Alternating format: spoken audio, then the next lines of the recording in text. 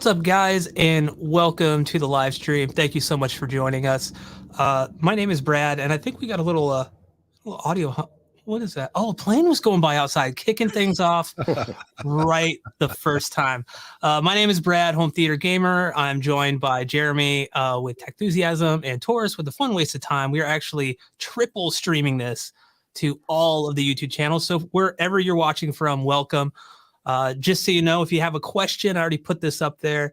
But if you do have a question, put a capital Q in front of it so it's easy for us to see. We'll mark it and try to get to it throughout the stream.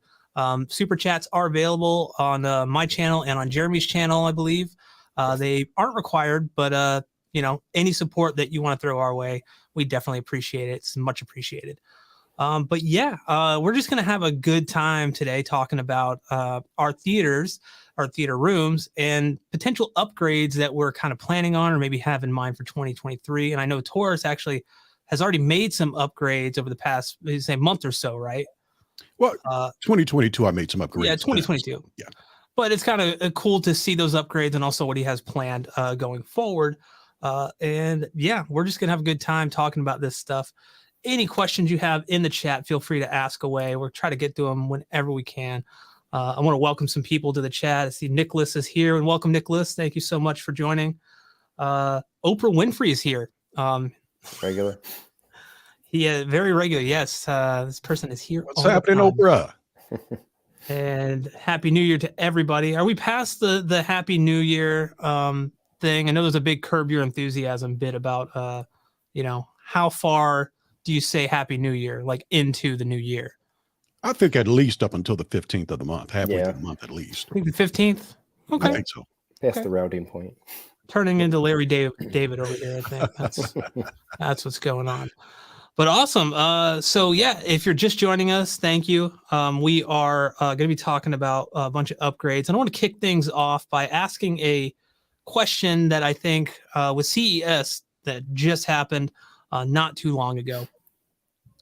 A lot of people get that upgrade bug. They get the hit with the upgrade-itis, and they get the upgrade fever.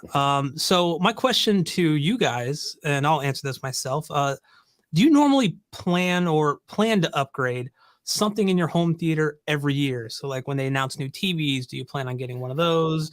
When they announce new speakers, or is there something that you just know you're going to want every year? Taurus, you want to take this one? Sure. Not every year.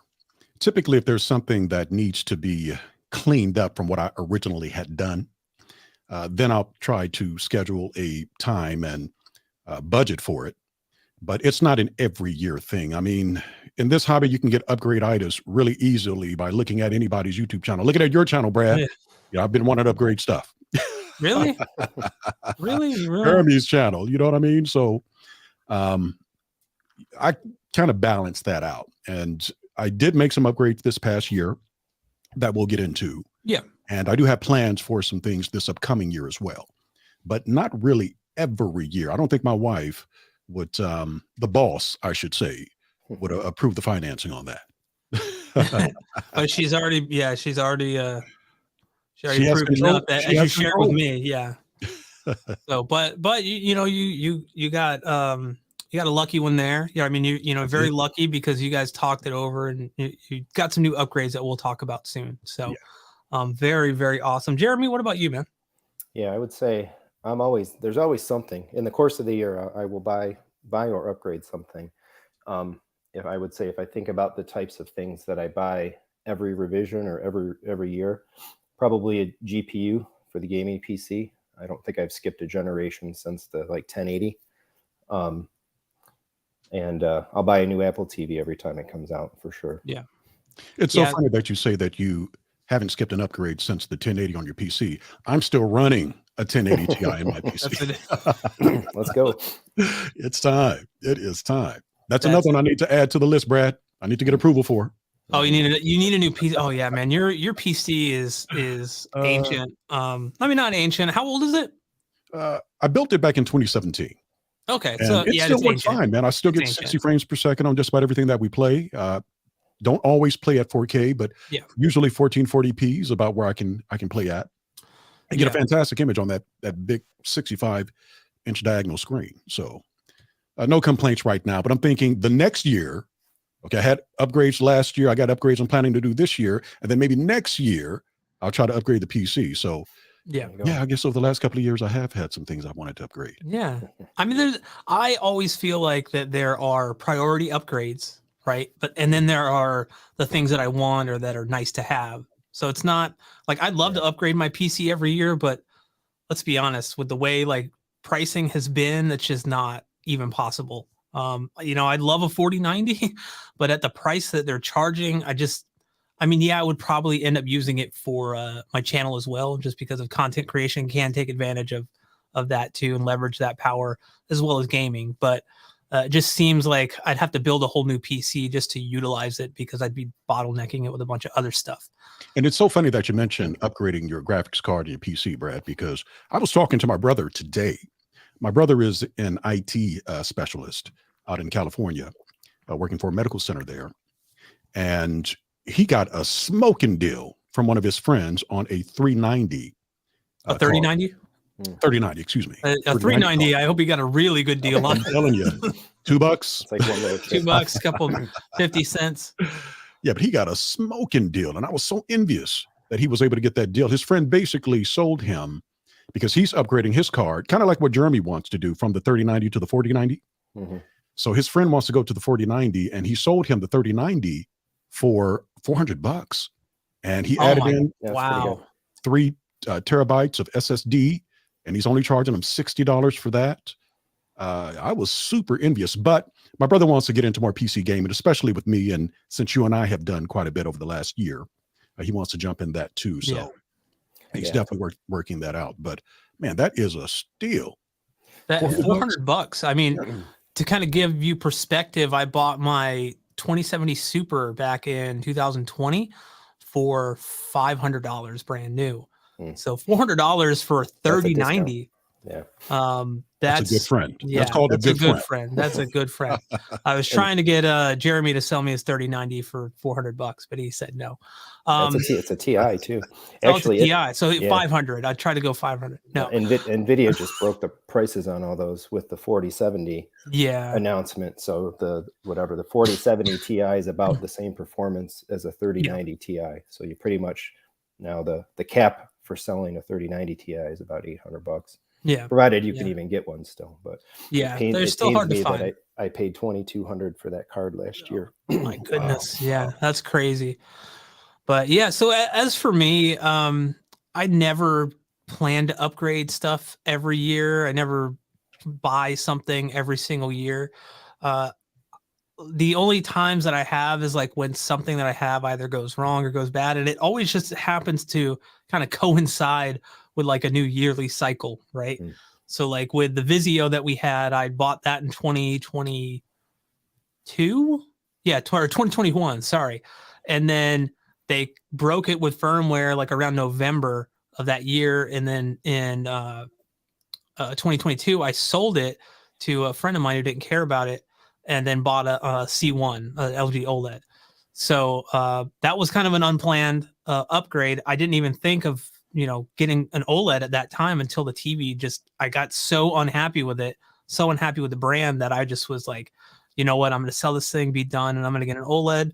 Always read about them, seen them in the store, never had one in my home. And now that I've gone there, I don't know that I could go back to something else. But yeah, I mean, something that's, more manageable, like an Apple TV. I don't know if I'd buy another NVIDIA Shield if they release that, because I'm probably in the minority, and that I do not like the Shield whatsoever. I have a serious love-hate relationship with that thing.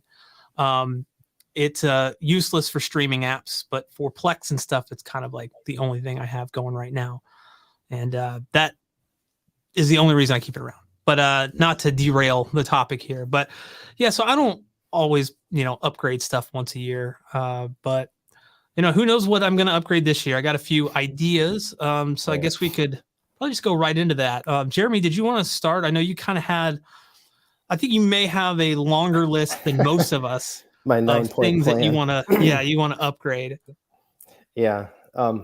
So a couple things that I'll toss out, and I made my list from kind of simplest to the more involved. I'd say the first thing on my list is getting the 8K or the 4K 120, the HDMI 2.1 board upgrade for my Anthem AVM 70. Apparently people on AVS forum are starting to get them. I called the local dealer where I bought it, and I'm on the list. So that's the lowest hanging fruit of my upgrades. I'm curious to get that, and I'll cover that on the channel when I do. Although I have to admit, I don't necessarily have maybe much of a reason to need HDMI 2.1 switching in it, but I want to get it nonetheless. So my first kind of real one, something that I've been dealing with, is I need to get a new audio like zone distribution amp. So I had a 8-zone audio through our house, and it had been based on Control 4/Triad. I had an 8-zone matrix and an 8-zone amp, and I haven't had the best luck with it. That equipment went in our house originally several years ago when we built it, and then along the way the matrix died, and I just last year had to buy a new matrix, and I bought the new version of the same thing. And literally within months of putting the new matrix in, the amp died. And I kind of feel in some ways that buying the Control 4 amp again is like throwing good money after bad. Like the track record of that equipment isn't quite holding up so well. So I've got my eye on an Anthem MDX 16, which is their 8-zone distribution amp. It allows you to do arc calibration in each zone and a whole bunch of other kind of whiz-bang stuff that the Triad didn't do. So that one's the one of the top ones on my list, the needs, particularly because my wife very much wants to play the audio around the house. And I noticed the other day, because we don't have the kitchen audio, they just play music. My wife and kids, we homeschool and all that stuff. So people are here all day long, music playing all day long. Well, they've been playing it in the living room, which I kind of actually prefer because it's the better speakers, it's the better system and all that. But I pulled up on the LG OLED over this last weekend to see, like, oh, did we hit the 200 hours yet to run the pixel cleaner? And that thing had like 700 hours on it. It's like literally been on like 20 hours. Oh my a day. goodness. I'm like, oh my God. Yeah. I'm like, we need the zone audio or we're going to burn up this G2. So, wow. Yeah. And those aren't cheap. Yeah. No. I think I just hit about 800 hours on my C1, but I've had it since May. Yep. So that's a lot of hours. I mean, as long as it's not just a static screen the whole time, it should be good. But it's still, like the Apple Music moving images and still an expensive TV to just play music, like have it. You know what I mean? So I get where you're coming from. We need another solution. So that's coming hot. Yeah. So that's my first one. Okay. Yeah. Taurus, what about you? You got or do you want to wait until last so you can? Yeah, just do me last, and we'll go through some of the things that I have, if you don't mind. Okay, cool. So for me, I mean, the big one is an HDMI or a new receiver. I'm currently running an old Denon X2300W. It's a 5.2.2 compatible receiver.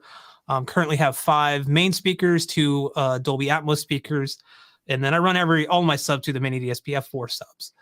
But I really want to update that mainly due to the HDMI 2.1 switching and being able to just feed everything through there instead of having to use ARC or optical out of the display. I technically have made an upgrade by buying a little $50 eARC extractor from Amazon that I'm kind of testing. And mainly I bought it because I wanted to test it out. It's only $50. So it wasn't very expensive. And I wanted to see if it works, if this is a solution for people that may have like an older receiver or something and want to take advantage of the new consoles. Yeah. You know, you make sure you get all the HDMI 2.1 features going into the TV without a lot of the issues that a lot of people face with ARC in general, which is, you know, you're limited to either 2-channel PCM or Dolby Digital 5.1. Yep. And you can't access Dolby Atmos on the Series X or anything like that, which is kind of crappy. You know, even like the PCM stuff, like the 5.1 and 7.1 PCM, just from doing the testing here, it completely works. It actually, my receiver does not support eARC whatsoever, but with this little device, I'm actually able to get Dolby Atmos, linear PCM 7.1 sent to my receiver with 0 audio delay. So that's kind of like a little upgrade I guess I made already to kind of tide me over until I can get a new HDMI 2.1 receiver, because I'd rather just not have this little device in the whole chain, because it can complicate things a little bit, you know? So that's kind of like my big upgrade that I really want. And I'm kind of working with a specific brand right now, speaker company, that will hopefully provide me with one for a long-term lease, and I could buy it at a discount at some point when I get the funds available. But yeah, that's kind of like my first one. I was just going to say what's on the short list, but if you can't talk about it yet. I mean, it's so the one they offered to send me was a Denon X40. I think it was a 4700H, but they said they may be getting the 3800H in, because the whole plan was this company is launching amps pretty soon too. So they wanted something with pre-outs that they could then send the amps to me to review. So it's kind of like cool. this whole thing. Plus I could, well, I'll talk about that in a second, but I have some speaker upgrades that I really like to do once that happens as well. Got it. That 3800, I think, is a super sweet spot in terms of equipment that was announced last year, latest models from any manufacturer. Yeah. In terms of all the stuff they packed in that thing for the price. That's a sweet grab. They wanted to send me something way more expensive, but I kind of said, look, if I end up buying this, I want to have something I can actually afford with the discount, because if it's just, you're like, oh, it's going to be $3,000. I'm like, I don't have $3,000 just laying around to throw at a receiver right now. So, but, so Taurus, do you want to mention anything you plan, or you're planning to upgrade right now? Or do you want to, cause I know you had a bunch of stuff that you've done that you wanted to go over. I mean, we could do that now. What I can do right now is maybe talk a little bit about what I did this past year, if you guys don't mind. Yeah. Let's break up the conversation a little bit. Well, over the last couple of years, actually, I have made quite a few upgrades. Back in 2020, I think I bought the NX9 back in late 2019, 2020. I remember when you did, and you were kind of bragging about it, but rightfully so. I was over the moon, man. Dude, it's so much money, and you have to brag about it, But that was 2020. Then the year after that, I got the Kaleidoscope. And so over the years, there have been some upgrades that I've made, going back to that original question that you put out there, Brad. And this past year, I didn't do any major upgrades when it comes to spending a significant amount of money in order to improve my theater. But what I did do didn't cost all that much. It was about under $1,000, and it improved the performance of my theater drastically. And what that was is, in my theater, I have diffusers and absorption panels all around the room, and close to the screen actually is blacked out, the screen stage, with velvet and GOM fabric on the sides and on the ceiling, and the stage floor is black carpet. So it's basically like a floating wall around the screen. So you really don't see a lot of glare around the screen. But once you come off the screen a bit on the side walls, the diffuser panels that I have there, they were glaring light off of the screen a bit. And I never really found it super distracting, but I did know eventually I wanted to get that taken care of and tightened down. Yeah. And this was the year that I was actually able to do that. And I'm going to share some images with you of what it did to my room, if you guys don't mind. Would you mind bringing that up, Brad? Yeah, do it right here. So this is my theater, looking from the back to the front.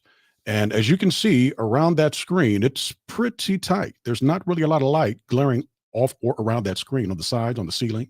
It's pretty tight. Now, if you look at the diffuser panels, those plastic panels along the left and right walls, you see that light is glaring off of those panels, off of those diffusers. Yeah. And that was the thing that I knew I wanted to take care of.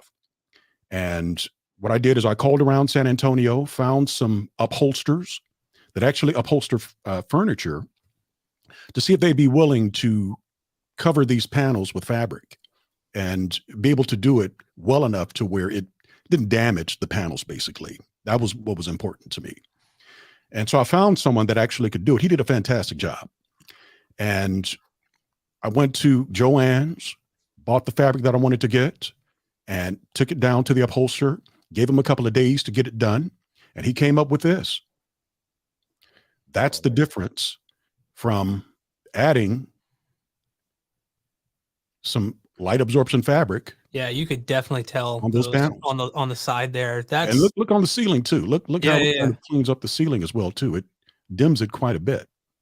So That's it awesome. really, really tightened it down. So when it's dark in the room and the only thing I'm doing is playing movies on that screen, it is beautiful around that screen stage. So that was one upgrade that I made this past year to the theater. The next thing that I did is all of my seats have bass transducers in them. When I bought the seats, I actually bought the sound shaker bass transducers at the same time. And each row has its own amplifier to be able to control the frequency difference. And the feet that actually came with the chairs, they were these really small stock feet, about 1/2 inch, really hard plastic. And they got the job done for the most part when it came to allowing you to feel the tactile feedback in any of the LFE from whatever you were watching.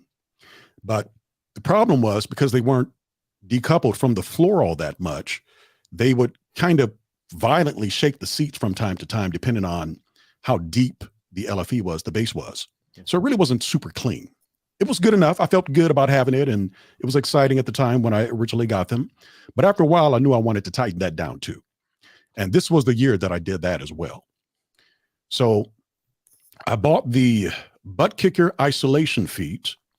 I think this is the RK1, they call it. It's 1 inch in length, and then it's 2 inches thick. Now look at the stock feet in front of it. The stock feet doesn't even really look like it's 1/2 inch. It's probably less than that. Yeah. And it's maybe a 1/4 inch, maybe a little bit more than that. So placing these butt kicker isolation feet on the bottom of my theater seats, and 8 seats, put them on all of them, man, it changed the sound imaging in my room. The sound was super tight after doing that. It was so impressive that I was hearing things in my room that I wasn't hearing before, because now the bass is so clean coming off those tactile transducers that it was kind of balancing itself with the sound imaging that was going on in the room. So super, super impressed with those. And this is kind of an overview of them. Yeah. So you can see how large the butt kicker isolation feet are. Now, these things aren't cheap. I thought I only needed about 20 of them because I thought I needed 20 of them actually, because I thought I only needed them for the arm rest on each of the seats in the row, 4 for each arm rest. But I was mistaken. I actually needed 4 additional ones for the frame of the chair also. So I needed about 36 of these isolation feet, and they were $5 a piece. So 36 for each row.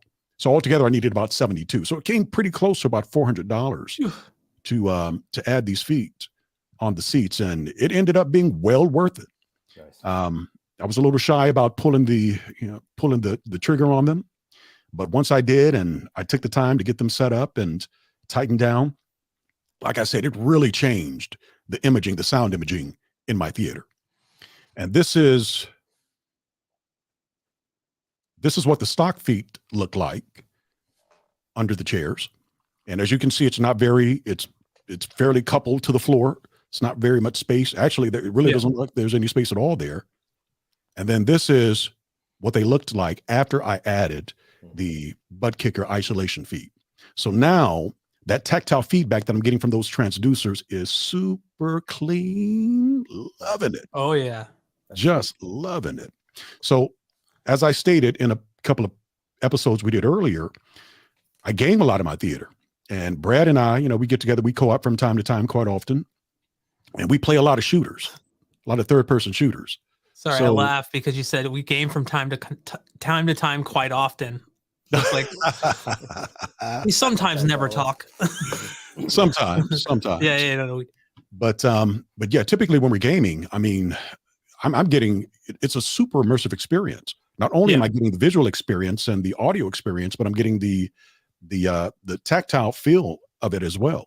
And it's just an awesome feeling. If you have bass transducers in your seats and you haven't decoupled them from the floor with isolation feet specifically for them, I highly suggest you do it, because it will change the way you feel about your transducers more than likely. That's wild. Yeah. So those are some of the things that I did this past year, and pretty happy about the way everything turned out. For altogether, both of the upgrades that I made came out to under $1,000, but it made a significant difference in my experience being in my own theater.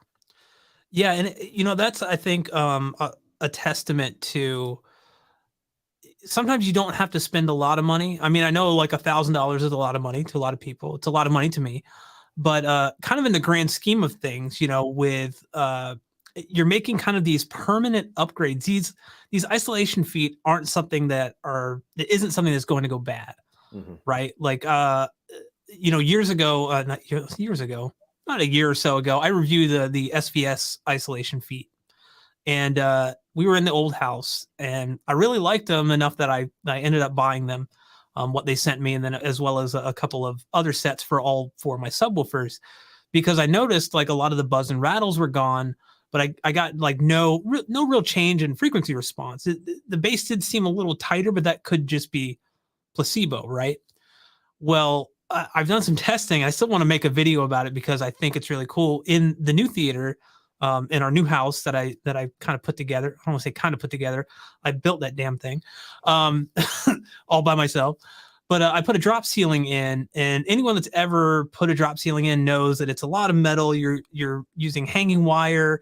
It's a lot of metal on metal connections, which, if you think, 4 subwoofers can cause some pretty severe rattles and stuff if you're not careful. If anything's kind of loose, it's going to rattle. And thankfully, with the feet installed, I get no rattles from the drop ceiling. I actually get rattles from the closet bifold doors and the entryway door. But the drop ceiling's fine. Now, if I take those isolation feet off, it rattles a bit up in the drop ceiling, which I wish at the time I reviewed them, I could have like had that example to give someone. But now actually experiencing it for myself, it's like, yeah, I've always been a fan of decoupling your equipment from, wherever you put it, be it speakers on a desk, like if you're using it for your computer or something. But yeah, this kind of like converted me to be like, oh, you know what? Like, I kind of, in my room at least, it's a requirement for my subwoofers to have some type of decoupling, because otherwise the drop ceiling is just going to rattle. If you remember, Brad, when I actually was thinking of purchasing some isolation feet for my chairs, I reached out to you first to see what your experience with those SVS isolation feet were.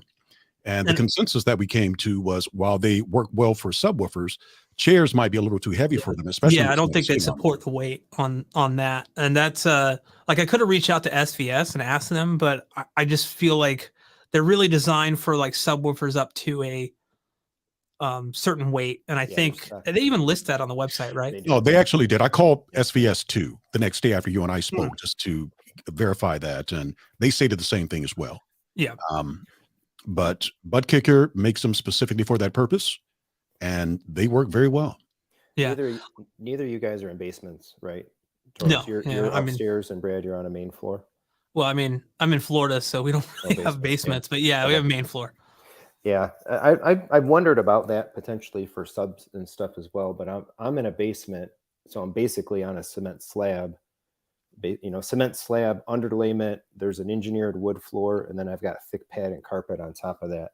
And I was looking at maybe some iso acoustics, or just trying some other things just to play. Does it do anything if I put my subwoofers on these versus not? And it seemed research that I was doing prior to that seemed to indicate that it becomes less of a deal. Depending on what the substrate is that you're sitting on, and sitting on the cement floor, that stuff isn't quite as important maybe as it is on a second floor, second story. Yeah, that's a good point. That's a good point. I think, I think, just experimenting with that type of stuff, I'd be interested to see like what you find with that. Because for me, even in the old house, like I said, it made a big enough difference where the cost on the isolation feet wasn't insane. I know like the iso acoustics feet can get pretty pricey. So that might be, something that some people can afford, some people can't. I just felt like the isolation feet were pretty decently priced from SVS, which is kind of how I feel about a lot of their stuff. But that's, maybe I'm a slight SVS fanboy. I don't know. Been called many things, but we all have our favorites. we do have our favorites. Yeah. And if they produce a good product, man, why not show them love? Yeah, and I mean, not to derail, but yeah, I've owned an SVS subwoofer since 2005, and it's still going. It's still going. Replaced the amp in it. They sent me a new amp, no questions asked. Sent me 2 new grills when they ripped because of me being dumb and moving them while the grill was still on. And yeah, I just really like their customer service, and I think that goes a long way. But yeah, enough of that. Jeremy, what do you have next on your list, man? So my next item is controls. I'm curious as well. Maybe if Taurus is going to consider the same thing. So the Control 4 Halos are due Q1 here. I've been slumming it with my $500 Neo. That's one of the worst technology purchases I've ever made. Hey, don't feel too bad. I bought 4 of those things. Yeah, we complained about them, I think, in prior conversation. But suffice to say, my living room one is smashed and non-functional. The theater room one has image retention on the screen and all kinds of problems. So I'm jonesing to e-cycle those and move on to these Halos as soon as they come out. So I don't. Are you gonna get them as soon as they come out, or are you planning to maybe give it a little time to see what people are saying about them? It's typically, I've learned, I've been an early adopter on quite a few things in the past, and you end up getting a little burned about 1 year to 2 years in. And then you hear about a lot of other people's experiences with the product that you purchase. Yeah. And it makes you think, you know what, if I just waited a little bit longer to hear what everybody had to say about it, maybe it would have been a different situation for me. Yeah, that's what I should have did with the Neos. Now that I'm already in on the Neos, I think I'm just jumping in on these as soon as they come, because I can't stand these Neos anymore. And the ones I have are not even fully functional to the way that they're supposed to be functional. I'm still a little mixed whether I'm just going to go for there's a touch version of the Halo and a non-touch version. But working with Dan, the integrator that I've had on the channel a couple times, I assume that I'll be able to get my hands on both of them and play around with them and experiment before kind of committing to whatever I actually want to buy. But as soon as I can get it, I want those ASAP, because right now, for all this Control 4 stuff and all this automation stuff, at least in the living room, I've still got the LG TV remote and the Apple TV remote and the Neo like sitting on the coffee table. It's like this is the worst frustration of the whole point of having the control system is to take these other remotes and put them away permanently. And I'm always reaching for them because the Neo fails, and that my LG G2 actually has some other problems as well. They're coming Friday to hopefully replace a power board, and maybe the thing will actually turn on and change inputs like it's supposed to. It's funny, Jeremy. I actually still use my SR260s quite often, actually, even when I have a Neo right next to it. Only because that tactile feel, it works. It's so much better. It just feels much more clean, and you know exactly what you're hitting. Even when it's dark, I know exactly what the buttons are, and I'm not having any issues trying to deal with that touch screen at all. No, it's terrible. My Neos haven't been all that bad. I'll be honest with you. Like I said, we purchased 4. We probably should have gone with just 1 just to test it out before we actually bought the other 3. Because my wife actually doesn't even really like using the Neo. She uses the SR260 as well. But I'm right there with you when it comes to that. I'll probably wait. I make it 1 of the Halos when they come out just to see how I feel about it, and to see if it's really worth investing in. And I'll probably be texting you back and forth to see what your experience is. Oh, yeah, for sure. So yeah, we'll be covering them right away. Hopefully, as soon as we get them, might be able to even get on with Dan and stream, show them off and all that stuff.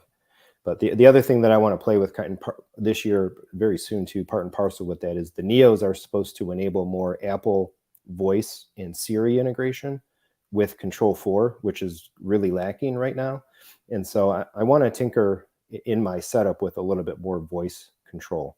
And even right now, I've got an Echo Flex sitting down there that I've got it connected to my Control 4. but I haven't really done anything interesting with it yet.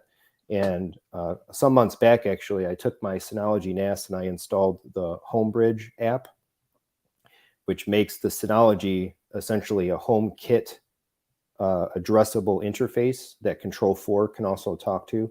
Although to make that work, you actually have to buy a Homebridge-based Control4 driver, which is a couple $100.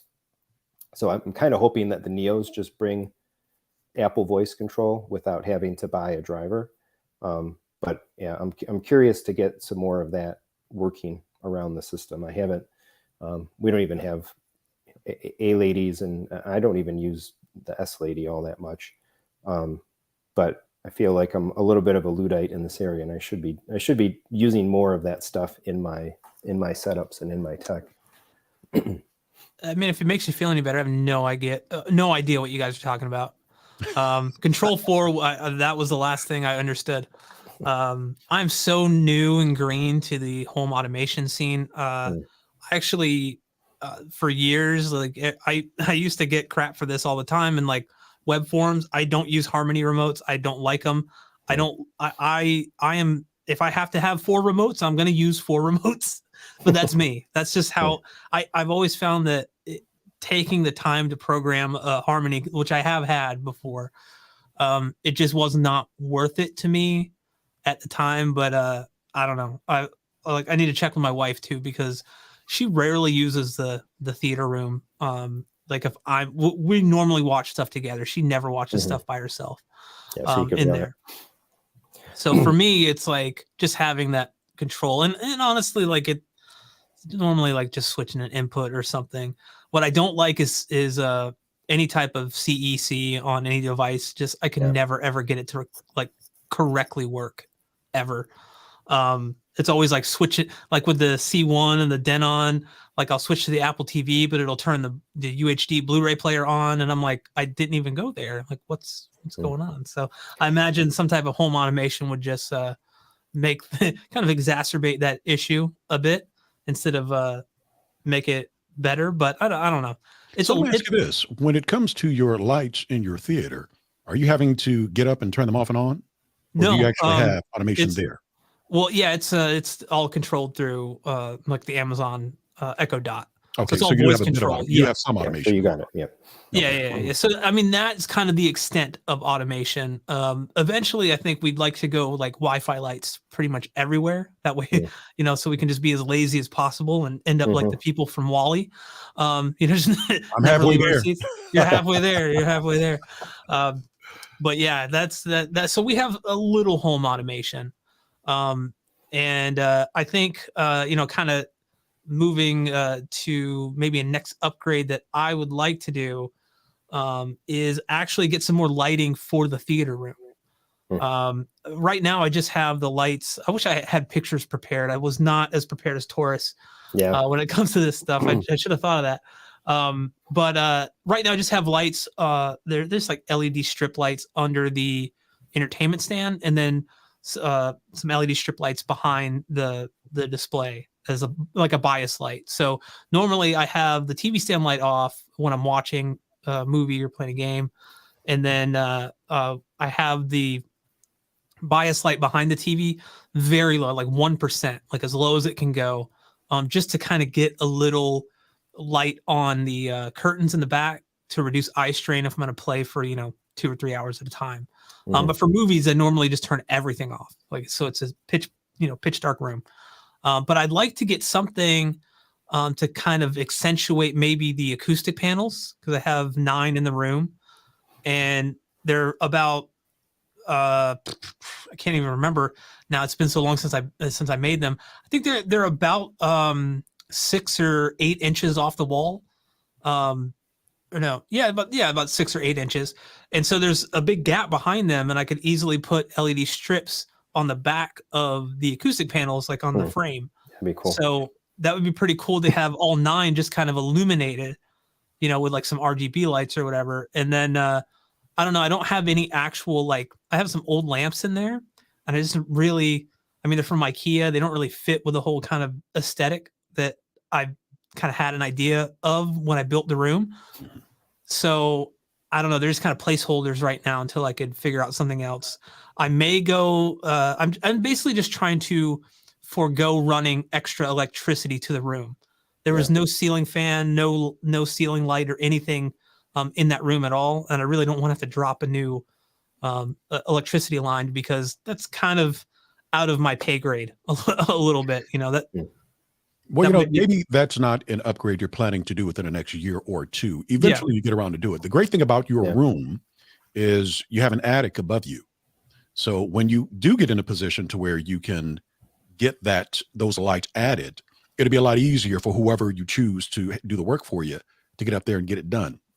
It makes it a lot less expensive than if you have a floor above you and then you have to try to add anything to the room at that point. So, when the time's right, I'm sure you'll know when it is. Yeah. Oh yeah. And I don't even know like if you know, I thought about getting some kind of, you know, RGB LED can lights to put in the drop ceiling, you know, just kind of because they make really small ones, really flat ones that I mean, the drop ceiling panels are easy to cut into. You know, I've cut into like 4 of them so far to put like speakers up in different positions and different configurations just to test some stuff out. But yeah, that does make it easy. The ceiling though is actually like vaulted, so it like goes up like right in the center. So you can access it from one side easily from the attic, but getting to the opposite side is almost like impossible. Although I'm sure people can do it that, you know, are used to that kind of stuff. I look at it and I get scared. I'm like, I don't want to go over there. Work. For them, it's a big benefit. The fact that they don't have to tear down your drywall, run lines, and then try to you know squeeze it through the studs to make everything work. It's a lot easier to do it that way, even if you have an oddly shaped attic. Yeah, it's definitely an oddly shaped attic. It's an oddly shaped house, you know, in general. I remember I initially planned to run Cat 5 or Cat 6 cable in every room. And when we moved in, I got up in the attic. I was like, well, that's not going to happen. I'm not going to be able to do that. I ran it to like 2 rooms and I was like, these are the 2 most important rooms, the office and the theater room. So that's why we need. But yeah, so that's like kind of something I definitely want to upgrade this year. If Govee would just return my emails, we could work together. Come on, guys. Taurus, did you want to go next and talk about some stuff? Or Sure, absolutely. We can start here. Well, over the last few years, as I've stated, I've upgraded a lot of the items in my video chain, projector, kaleidoscope, and that kind of thing. But I've always known that my theater, the audio in my theater, needed to be better placed, basically. So that was what I wanted to do this year. And in order to do that, there were a couple of things that I actually needed to purchase. And I want to give a shout out to a few people. The first is Matthew Blair of Blair High Performance Solutions. Matt is a fantastic guy, a wonderful dealer, and he really knows the products that he actually sells. So when I got approval from the boss to upgrade the theater, he was the first one that actually called, texted, and started going back and forth with him about some things I was looking to do to get his input. I have a local dealer here that I work with from time to time quite often, but I usually like to go through Matt because as originally a fellow home theater enthusiast, now he's a professional in the industry. But because he's familiar with the hobby and folks that are in the hobby, I typically like to purchase my equipment from him. And so we talked about some of the things that I could do in order to get that upgrade going. Originally my plan was to go from a 7.2 with 6 subwoofers, .4 to a 9.2 with 6 subwoofers, .6. But things have changed a little bit. But even still, I needed a new processor because the processor that I currently have is the Denon X6300H, which came out back in like 2016. And I think I bought it in 2017 or so. And it's only 11 channel processing. When I set up my theater, 15 to 16 channel processing wasn't available back in 2015, 2016. So, and we were a few years away after I had my theater done from that type of processing being available. So my theater was originally set up in that particular configuration for that reason. So Matt recommended that I go with the Anthem AVM 70 which is what Jeremy has, and Jeremy only has good things to say about it. So that's what I'm actually looking to do when it comes to upgrading my processor. I'm also going to need to upgrade add some additional amplification, because I'm adding essentially four more speakers. So I went ahead and contacted Emotiva about their basics A6, because I'm going to be adding, I was planning to add around 4 more speakers, and that way I could put 6 of those speakers on that basics that really aren't power hungry like the front LCRs. So I went ahead and bought that. I actually received that today. Nice. So I have my basics Emotiva A6. Haven't even opened the box just yet. But all of my speakers, my processors, I'm going to purchase from Matt, because like I said, he takes care of his clients very well. He's very knowledgeable, and he's got his thumb on the heart of the community. So he's definitely going to be the guy that I work with when it comes to buying my equipment. So those are some things that I'm actually looking to purchase this year as I prepare for all of the work that's going to be required to increase the layout, the speaker configuration. Yeah. And like you said, you have a kind of unique, theater room, and that the getting above it isn't really the easiest thing to do. Actually, for installing those. It's a lot more simpler than I thought it would be. I've been meeting with installers and contractors here in the San Antonio area, and had a couple of them come and check it out. And they were like, hey man, we can easily move whatever you need to move here, because all of the studs that have been added that are kind of opposite of the joist up in the attic, they can be moved, they can be cut. They're not load bearing, so we can do whatever we need to do there. Cool. Oh, nice. So I got plenty of space to be able to place my speakers wherever I need them. Now, the second person that I want to thank, and he actually made me change the original ideas that I had for my theater based on his experience and what he shared, was Stephen Smith, Home Theater Gurus. Yep. The guy knows his stuff, guys. Those YouTube videos where he's talking and he's getting extremely technical and providing calculations and all of that, the dude knows his stuff. And I'm an enthusiast. I take pride in doing my due diligence and knowing certain things about improving my own space. I designed my original theater. I did the speaker layout there based on what was available to me at the time back in 2015, 2016. But I told myself when I upgraded my theater, I want to work with someone that actually is a pro in the industry and knows exactly what they're talking about. And originally I'd worked with Anthony Gamani just for my acoustical design. I actually got to him too late for my speaker layout because I already had that done. And he had some ideas of what I should have done in order to improve the sound imaging in my room. And that was back in 2018 when I actually was working with Anthony about the acoustics.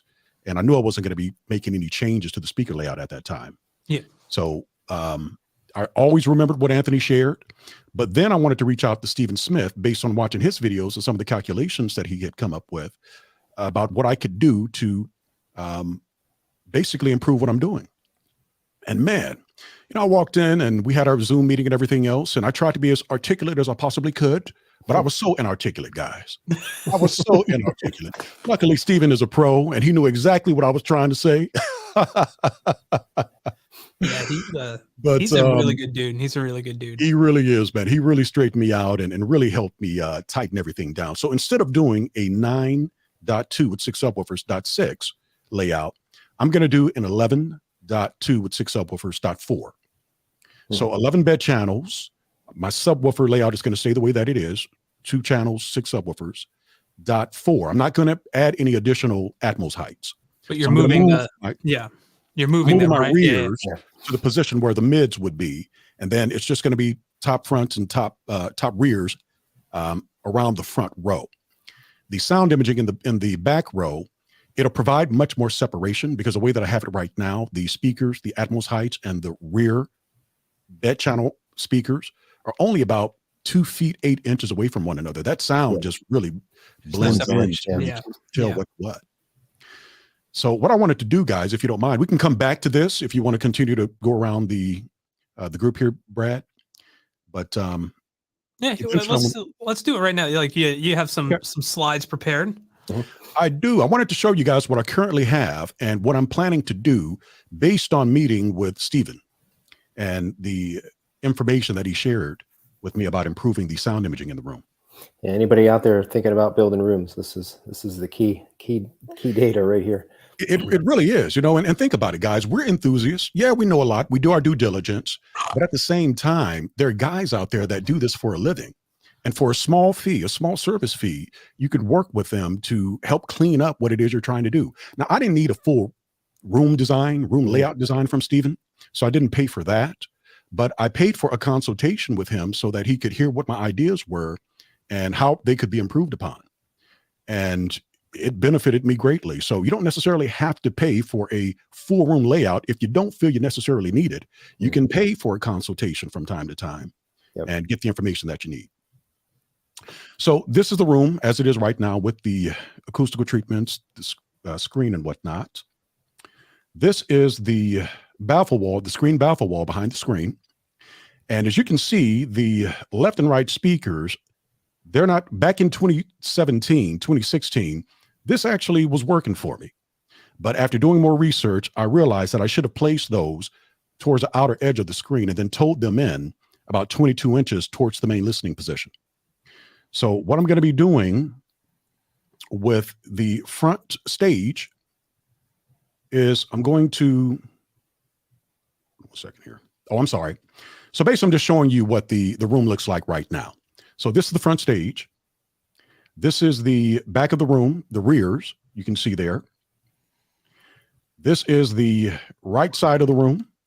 You can see the side surrounds. They're in between the 2 rows there. And then if you look up in the ceiling, you can actually see where my Atmos heights are. And on the outer ceiling there, those are subwoofers. So I have 2 subwoofers in the ceiling. This is the left side of the room here. And this is giving you a better look at those Atmos heights in the ceiling there in proportion to the seating position. The one in that picture closest on the right, that's a subwoofer, right? Yes. On the ceiling. Yeah, yes. yeah. On the ceiling, that is a subwoofer. Yep. The 2 in the middle there in the ceiling are subwoofers. Yep. This is what the front Atmos height actually looks like when you're in the seated position there. So it's the Triad Bronze 8 LCR with the 45-degree angled baffle. So the sound is actually dispersed towards the seating position there. And this is the rear wall. That is the subwoofer on the back wall there that you're seeing down at the bottom there. Now, what I didn't do, I didn't place my subwoofers directly at the front and back of the room because I have a door on one side of the theater there. And I kind of wanted the subwoofer to be placed proportionately. And it still works well. I get great feedback from it. So once again, this is the front stage. This is what I'm planning to do with that front stage. So I'm going to move the speakers from here, the left and right, to the outer edge of the screen. And then I'm going to tow them in, 22 degrees so that they're facing the main listening position at 45 degrees. That's what I learned from Anthony Gramani. This is what I'm planning on doing with the front wides. So the front wides are going to be placed about 45 degrees from the front of the room to the sides of the room. So 45 degrees between that. That's where they would be placed. And this is the current configuration of the seating area in the room. So those side surrounds are pretty close to being in between the 2 rows there, but really they're about 100 degrees behind the front seating position. And that's what Anthony Gramani typically recommends. And then those rears there are, they're a little far away from one another. The sound imaging doesn't sound too bad, but based on what I learned from Anthony, I needed to do something different. This is what I'm planning to do in the seating area around the room. So each row, I'm going to add a set of side surrounds. I'm going to place them, and this is what Stephen Smith recommended. He recommended that I place them at 80 degrees in front of each row. Yep. So I'm definitely going to be doing that.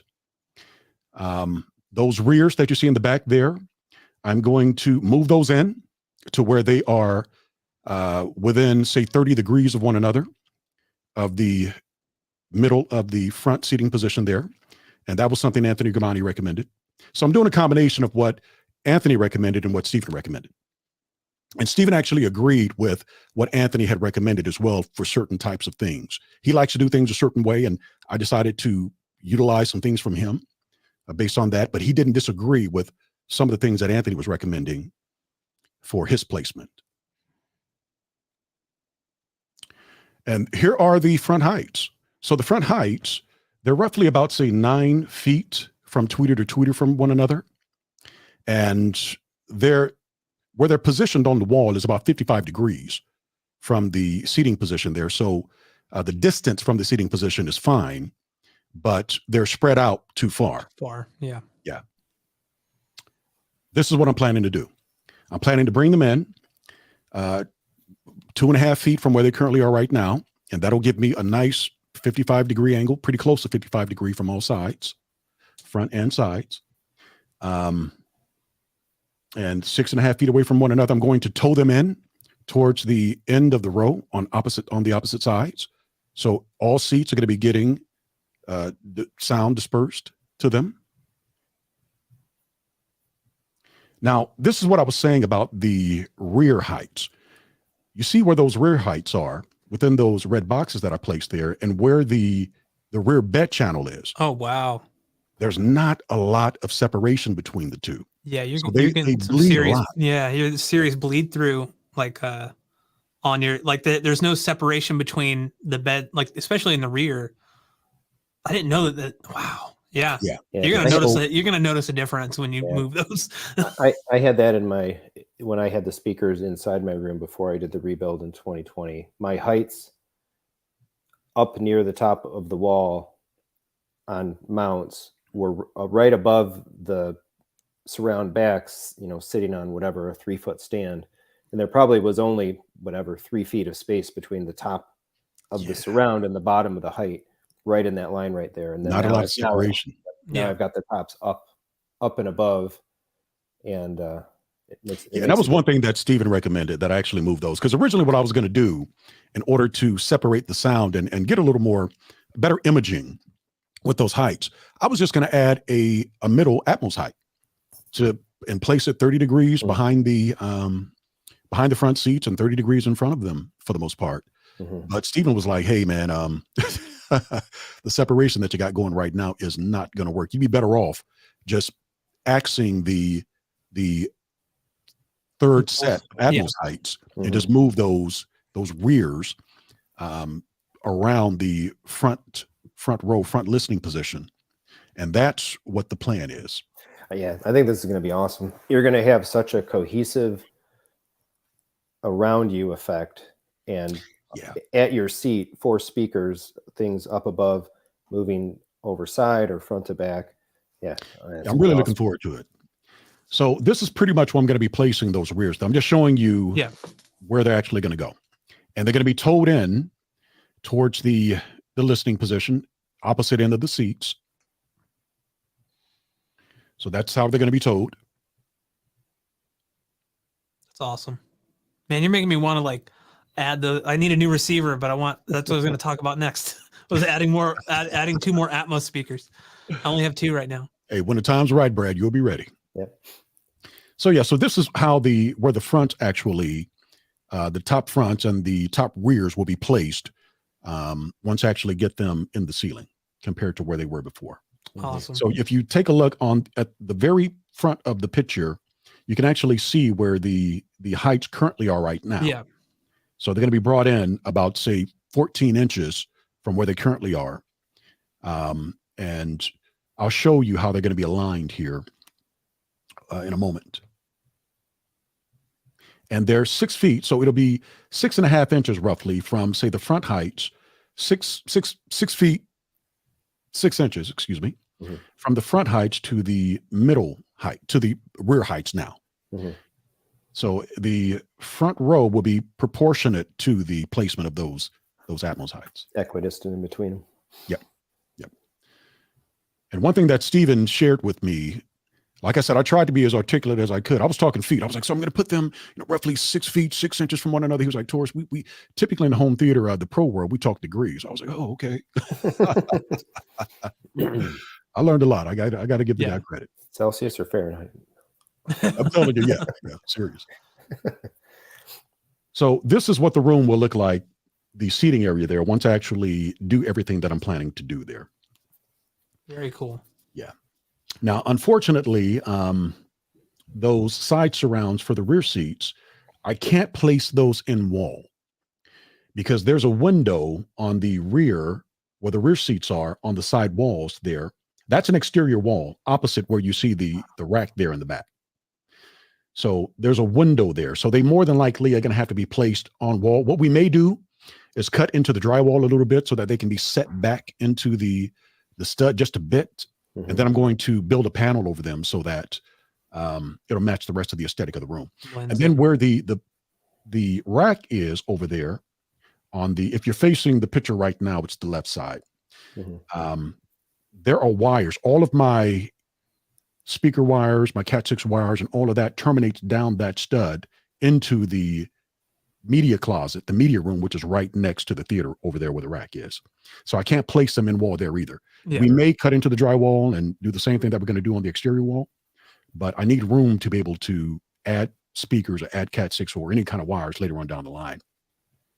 So that's what we're planning to do there. Very awesome.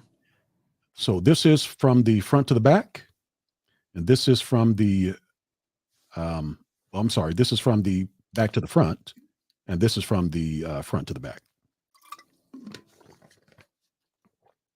I might have said that wrong, but you get my point. Yeah. I think we got it. I think we can follow. Yeah. So that's awesome, pretty much what's going to happen with the room. And this is where the Atmos height placement is going to be. This is Anthony Gramani's slide that I took from him about where he typically likes to do his speaker placement with rooms that he designs. And those Atmos heights are directly in between the left center and the right center, and they're 30 degrees forward and 30 degrees back. And Stephen Smith has a kind of a different calculation, but it ends up being fairly close. Yeah, especially if you're using 45-degree baffled angled speakers.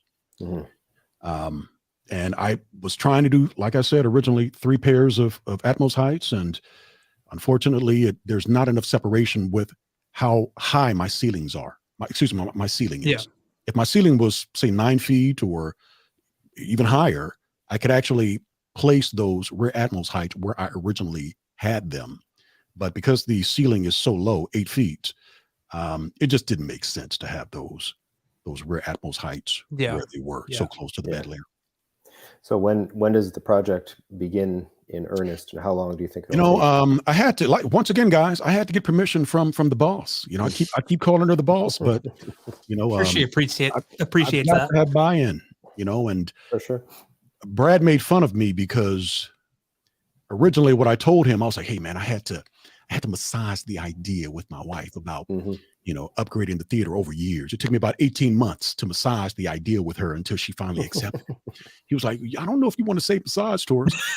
I don't know. I'm like, well, hey, if it was anybody else but my wife, maybe it would sound a little perverted at that point. But this is my wife, man. Hey, I'm just calling it like I see it. My mind's in the gutter constantly. So I hear you. So yeah, so that's what's going on with the room. And like I said, once again, shout out to Matthew Blair High Performance Solutions. You're looking to purchase equipment, great guy to work with, knows his stuff. And he's in the process of actually building out his showroom. And he's doing some fantastic things there. So if you're not follow him at, I think his channel is, what's his channel? Brolic? Yeah, Brolic Media. Brolic Media. Yeah, so definitely follow him on YouTube. He's doing some fantastic things there. His Instagram account is Blair High Performance Solutions. And Stephen Smith knows his stuff, guys. I was a little leery about contacting a YouTube personality to assist me with my setup, but the guy is a pro, and he's built his brand to where you can see that he really understands what it is he's doing. So it makes sense if you're building your theater from the floor up, or you are upgrading your theater like I am, work with somebody that actually knows what it is they're doing. As enthusiasts, we take pride in doing our due diligence, like I said. But there are sometimes guys out there that do this for a living, and they're just charging a small service fee. It's the benefit to cost ratio is extremely high working with somebody that actually does this for a living. Yeah, and I'll speak to Stephen Smith to his credit and everything, because he was actually helping me when I was having some issues with the theater room. Like, I had everything built, but I just wasn't, like, I'd put the Atmos speakers in the wrong place, following Dolby's recommended guide, which is like put them in line with the mains, which isn't right. And he may have even mentioned that to you, Taurus, like when you guys were talking, and his suggestion was to bring them, closer inward, to kind of not be directly in between the center and the left speakers, but he deals in degrees. He deals in degrees. Yeah. He gave me some degrees, like, you want to be here and here. And I did that. And even with just 2 overhead speakers, I was hearing things that I could not discern before. Like, it was blending way too much. Like, they were just really close to the sidewalls before. Now they're, it just, the imaging is so tight, but like even with 2 speakers, I noticed things overhead, but it sounds natural, more like that bubble of sound that you hear people talk about. Which I think that if you're enjoying what you hear now, Taurus, when you make these adjustments, I think you're going to be like, holy crap. Like, this is, I was missing out on all this stuff. I'm excited because, like you, I originally didn't place my Atmos heights where they should have been. The 8 LCRs are highly directional, right? So they're placed kind of straight on to the listening position, and they're placed almost directly in front of the outer seats. So that middle seats, I could actually hear sound that was coming out of the height in the seat that I typically like to sit in, the middle seat, but it wasn't raining on me. The sound wasn't, like I said, it kind of felt as if something was missing, and once I actually get them towed in towards the actual main listening position, I think it's going to make a phenomenal difference. And even the back row is going to have a much better experience because all of those speakers are going to be separated from one another. The sound is going to be separated. So whoever is sitting in the back row, they're going to be, reigned with fantastic sound too. And in the back row, the Atmos heights are going to be fairly, I won't say they're going to be super close to where they're actually sitting on the ceiling above, but they're going to be able to get some of that sound as well, that Atmos sound too. So it's just going to work much better. Yeah. Go ahead. Arc will clean that room up to any little remnants and stuff, I think, in a way that should be tangible above what you've done so far too with Odyssey and stuff. I think you'll love it. Awesome. Yeah. Speaking of Atmos, that was like my next thing I was going to talk about, that I want to upgrade, was actually getting that new receiver and getting 2 more Dolby Atmos speakers, because I'm currently just running 2 in top middle, but they're actually the Appearing Audio Clear 6Cs. They're angled, so I have them aimed at the opposite, just like Stephen Smith recommended to you. I have them aimed, at the opposite seat. So like the right one is aimed at the left one, and the left one's aimed at the right one. Yeah. And that really gets like, and because of the, the separation that you're getting between not just the bed layer, but those 2 speakers placed in the room on the ceiling correctly, you get this nice coverage of sound. And if anybody's watched the channel, they know that in my theater room, I don't have a captain's seat, so to speak. There's nothing right in the center of the room. I just don't have the space to do it. So there's just 2 seats. So I sit off to the right of the room, and my wife sits off to the left. And what's funny is I actually, when we first moved in, I was totally like, like, this is going to bother me. And I've gotten really used to it. Like, do I still wish it was right in the center? Yeah. But honestly, I've done measurements, and if I put another seat in there based on the size of the Valencias that I have now, we wouldn't be able to get in the room. Like, we could open the door, but then we'd just be met with like a seat right, in front of us. So the 2 are just going to have to work for now. But that's my goal, is to get 2 more, or to get a pair of Dolby Atmos speakers. I'm thinking of keeping the Appearing Audio Clear 6Cs. I'm still reviewing them, or in the process of that. But I think I'm going to just buy them from them. I asked them if I can buy them or keep them. Because I really, really like the angled speaker versus just the one that like I had some Polk VT60s in ceiling speakers before. They have aimable tweeters, which is better than nothing, but the actual driver isn't aimable. And I noticed right away when I swapped those, when I got the Aperion Audio ones in, that I noticed an immediate difference in terms of what I could actually hear because of the angle. Because if you think about it, Stephen Smith actually did a whole video on angled versus just downfiring.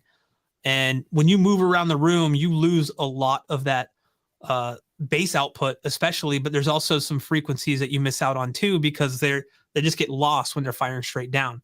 You know, think about it when you're, you know, go off axis of a speaker, like your front left, and you kind of go off way to the left, you lose a lot of that bass, you lose a lot of output because it's no longer aimed at you. So yeah, that's going to be exciting. So I'm hoping to do a top front and top rear, no top middles because my room is not big enough. Honestly, I'm pushing it with 4 Atmos speakers. I really do. I want to experiment with maybe doing 7 bed channels at some point, but I'm so close to the back wall already that I don't know that if it would even be worth it. But you know what? If I have the capability to try it out, and I really don't have to, you know, pay a lot of money for it. If some company is willing to send me some speakers to like mess around with, then yeah, I'll definitely do it, make a video about it. But that's kind of like my next, the 2 big upgrades this year, the receiver and then the 2 more Atmos speakers, because I really just want to get that movement overhead from the fronts to the rears that you don't get with just a top middle. It's great, don't get me wrong, but just having that movement going from the front to the back. I don't know why I keep doing this. Every time I describe You're this, doing it because somebody, I do it a lot. I have to. With the drop ceiling, it makes it easy to do that too, right? Because you can just take the panels that your current 2 are in and move them to another section. And what's even better is I'll have to cut 2 new holes, but because of the way that I put the drop ceiling in, and also the way that the panels are, I could take those panels down and just use them as a cutout as long as I get the same speakers and just trace around it and cut. And that way it saves me a lot of like headache, because I had to figure out where to place them on the panel. You know, you can't place them right in the center. They have to be kind of placed in one of the corners, which is actually also beneficial, meaning that I could literally push the panel up because they're like 2x2 panels, move it. And so now I have 4 different positions within that panel. So I have like one here, one here, one here, that I could play around with. But I mean, where I have them right now is exactly where Stephen Smith recommended the speakers to be. I mean, I think it might be like a degree off, because of like I wouldn't have been able to cut open the ceiling panel to actually have it still, you know, be intact on the corners, because it got too like it was too close, right? So I had to kind of bring it in just or bring it out just a little more, but it's only off by like a degree or 2, so nothing like major. It's still within tolerance of what he recommended. So yeah, it's going to be super cool. I can't wait. I'm probably going to reach out to him just to ask him a couple questions. He was honestly super awesome. He actually offered to design my room for free after I did it. And he's like, dude, you should have like reached out to me first, man. I would have helped you out, man. The YouTuber way, like we gotta help each other out. I was like, yeah, man, like anything I could do for you, you know? So like, you know, the cool thing about him is I chose to pay for a consultation session because I didn't really need the full room design, like I said. But even with the fee that he was charging, it was well worth them. I learned so much. The original question that I needed answered, I got answered. And I walked away with a wealth of knowledge of how to clean up what I'd already done. Yeah. It can be a lot to wrap your head around at first if you're not used to working in degrees. Yeah. Because you're like, I'm still actually trying to work all of that out, to be honest with you. But you know, once you have the formulas, you know, you can take as much time as you need to get it working for you. Luckily, I'm not doing this tomorrow, so I got time to you know, figure things out and work it all out. So I think there's always that thing of you want to rush to get it done to experience it. but sometimes you make mistakes. Yeah. I'm guilty of that. I am too. I am too. Sure. In order to get it done, and you don't really get the best experience because you might end up making a mistake, or you might have to compromise something that you really didn't need to if you just spent like an extra day trying to figure it out. Yeah, and like I said, So- Brad, we're enthusiasts, man. We take pride in, you know, being able to do some of this on our own and figure things out on our own. But even as enthusiasts, there's a lot to know about properly designing your theater. Yeah. It's always a good idea, no matter how confident you are in what you've done, to have somebody that does this for a living at least give you a glance over what it is you're planning to do. Yep. So later on, you won't, you know, realize that you did something that could have been done better, basically. Yeah. So that's the way that I looked at it. My designs were, I felt good about them. I was confident with them, but I wanted somebody to look them over again and to make sure that I was actually going in the right direction. And he straightened me out. Like I said, as inarticulate as I was, you know, he was able to get me going, you know, so very, very happy with. And normally you're a very articulate guy. You know, I was, there were things that typically is on the tip of your tongue, but they, you know, there are times where it just won't come out. You're trying to say something and it won't come out the way that you want to say it. And he knew what I was saying. It was kind of like he was finishing my words for me. I was like, yes, Stephen, that's right. You know, awesome. He's a cool guy. Definitely agree. He's in Louisiana too, so hopefully I'll get over there one day and check out his theater. But Jeremy, did you have I mean, you still have like a laundry list of stuff? No, right? no. Do one more? You want to do all 9? No, the other ones are much more forward thinking. Some PC stuff, and there's a couple comments in the chat about wanting me to talk a little more automation. I'm hoping to do some cameras and some other things around the house coming up as well. But the big one, they're the last big one that I'll talk about, and then we'll get on to questions and wrap up here. Let me see if I can screen share mine. I grabbed a couple of pictures to set some context for this. We're gonna get While you're looking for that, I just want to point out, I saw a comment earlier. Taurus voice man, he could do audiobooks. Appreciate that, Nicholas. All right, so this is going to look a little. I didn't prepare this, and I only have one monitor. So is this share okay? Is this picture visible? Yeah, it looks fine. All right, absolutely. So one of the things that I've been chasing down through the system and in the last several weeks, and I think we talked about it as well in December when we last met, was the buzzing. When I found the ultimate integration problem that was causing my speaker buzzing, and so some of my plans kind of play into this. So this is my rack downstairs. From top to bottom on that right hand side there is the Anthem STR. That's my 2-channel 2.2 preamp for the living room. There's a couple of triad rack amps, which are the subwoofer amps for the living room. Then I got my AVM 70, and then there's that stack of Parasounds down below there. There's an A31 3-channel that drives the LCRs in the theater. And then there's 2 A52 pluses below that. So I've got 13 channels of amplification there out of the Parasounds. 11 of those amps drive speakers in the theater. And I figured, well, I might as well use the extra 2 Parasound channels to drive the speakers in the living room. And that's these 2 white speakers here, these Focal IW LCR 6s. And below that is a pair of triad bronze subs. So this room has, these speakers have audible buzz, and I've had a bunch of things that I've done to kind of chase this down, find a root cause, and ultimately what I discovered the other weekend here, just a weekend or so ago, was if I take these speakers and I put them on Parasound A52 Plus channels, they buzz. If I take these speakers and I put them on A31 amp channels, they don't buzz. But if I take the little sibling of this speaker, the IW6, which is a 2-way bookshelf version, and those speakers on an A52 Plus amp channel don't buzz.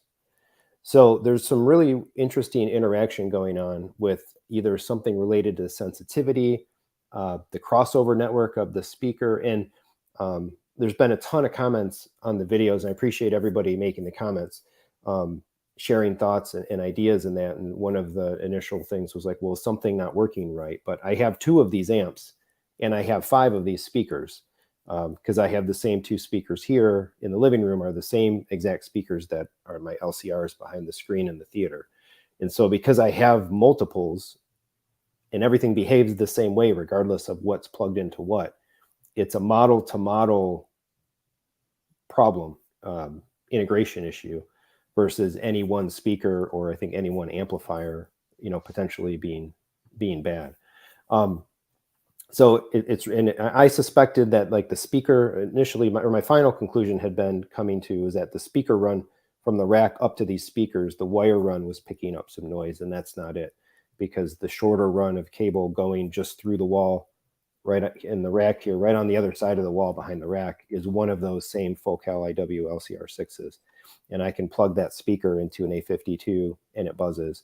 I plug that speaker into an A31 and it doesn't. I was climbing behind my screen, getting my ear right up to the tweeter, and then running up and down stairs as I was flipping stuff around the other day. So I'm in for some optimization here, I think, and some new amps. So my initial thought, and something that I wanted to do anyway, because I kind of have this a little bit rigged, and it works okay by virtue of Control 4. But what ultimately happens is like the STR triggers the triad amps to go on. And then what I actually do is I use a dummy input, a dummy virtual input of the Anthem, which is something that the Anthem lets you do. So I have a virtual input set up that really isn't mapped to any HDMIs or nothing. And that is set to trigger the 2 A52s to turn on by virtue of zone 2 turning on. So when I use my living room, I've got all my sources going into the TV. I've got optical out from the TV coming down into the Anthem STR. Not only does the Anthem turn on, but zone 2 of not only does the STR turn on, but the zone 2 of the AVM 70 turns on, which triggers those bottom A52s. And it's just a little messy. It's a little messier than I would like this ultimately, I think, to be. And so best scenario here, I want to get at least a 2-channel amp that's independent to run those living room focals, take them off the Parasounds, take them off of this kind of like hybrid virtual zone 2, make the living room theater zone basically be standalone, and only use the zone 2 pass through just to get my kaleidoscape, just to get a kaleidoscape pass through to be able to use the single strato in the theater or in the living room, which saves me the few $1,000s to buy a second strato. But so I've been researching amp options here pretty heavy, actually talking with Matt as well, and looking at maybe not going with some of these bigger, heavy Class AB, AAB like these Parasounds are, but looking maybe at some newer model style Class D, like an NADM 23. I really like the look of some of the stuff that Apple on Audio or the UK makes, but some of these like nice Purify Class D based amps. And so I can get to a phase 1 of this by picking up that amp and maybe shifting the STR and the triad amps and the new amp kind of to the upper left section of the rack, and still kind of run the audio for the zone from the basement, have all of the gear and the equipment and stuff in the basement, and the rack and everything will fit it. But that's getting that amp is kind of my first solution. I may even still consider trying something different even for the theater, which is perhaps switching to like an all Purify based amp setup. But I don't have noise problems that bother me in the theater. I kind of lucked out, I guess, because the A31 in those larger focals, it integrates better than those larger focals on the A52s. But in the theater, all of the speakers being driven on the A52s are the smaller IW6s.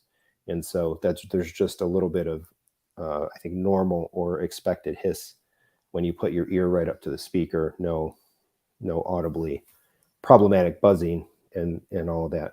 But I think longer term as well, I got some bigger plans for this space akin to what Taurus is talking about, which is kind of shifting some things around a little bit.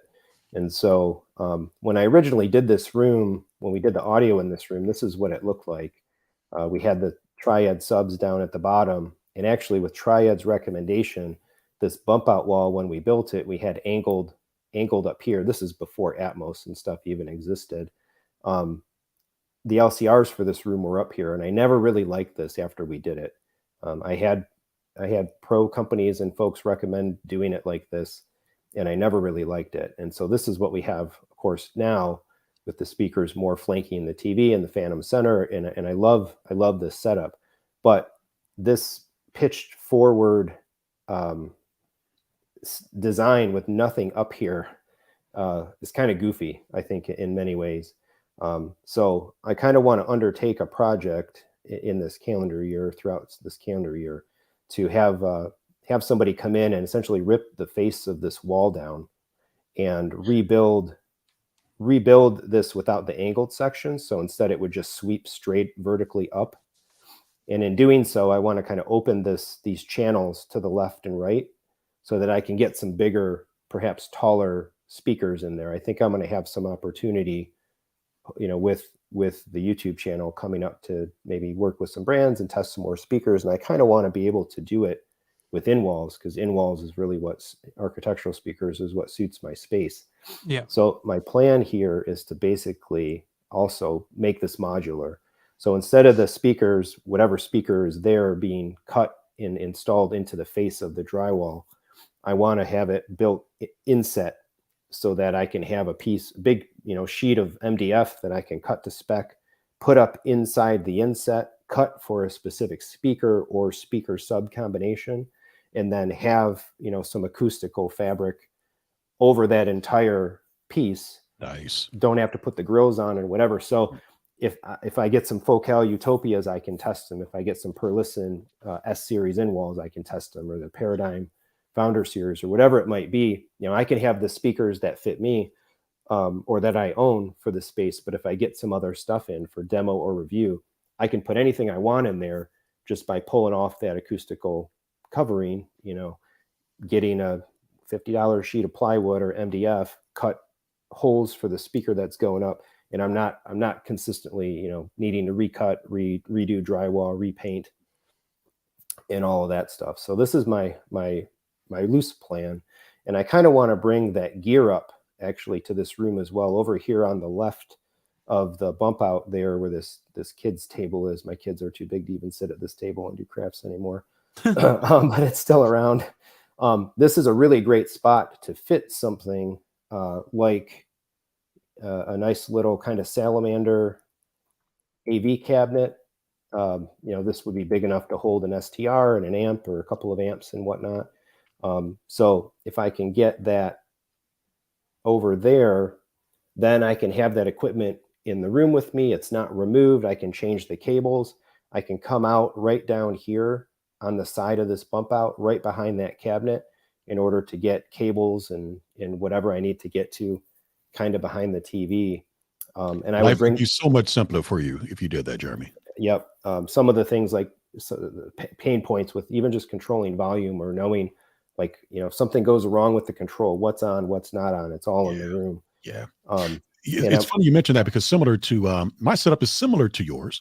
My living room setup, actually. I have a 5.1 Triad setup in my living room, all architectural and walnut and ceiling. And all of those wires, the speaker wire, as well as the AVR, I have a X3300H upstairs in the media closet. So doing anything different than what I currently have would be quite a bit of a challenge, because the living room, the great room, is downstairs and the media closet is upstairs. So that means going between walls and everything else. Had I kept the speakers and the AVR local, I think things probably would have worked a lot better for me. Right. Because then I could do calibrations without having to have some super long wire, or trying to find a unique way to calibrate my system, because it's all the way upstairs. And you can't do that with the Marantz. Yep. Yeah. So that stuff will go there. And then I want to bring my PC up as well, because I'm tired of the integration challenges of having the gaming PC a floor down in a room over.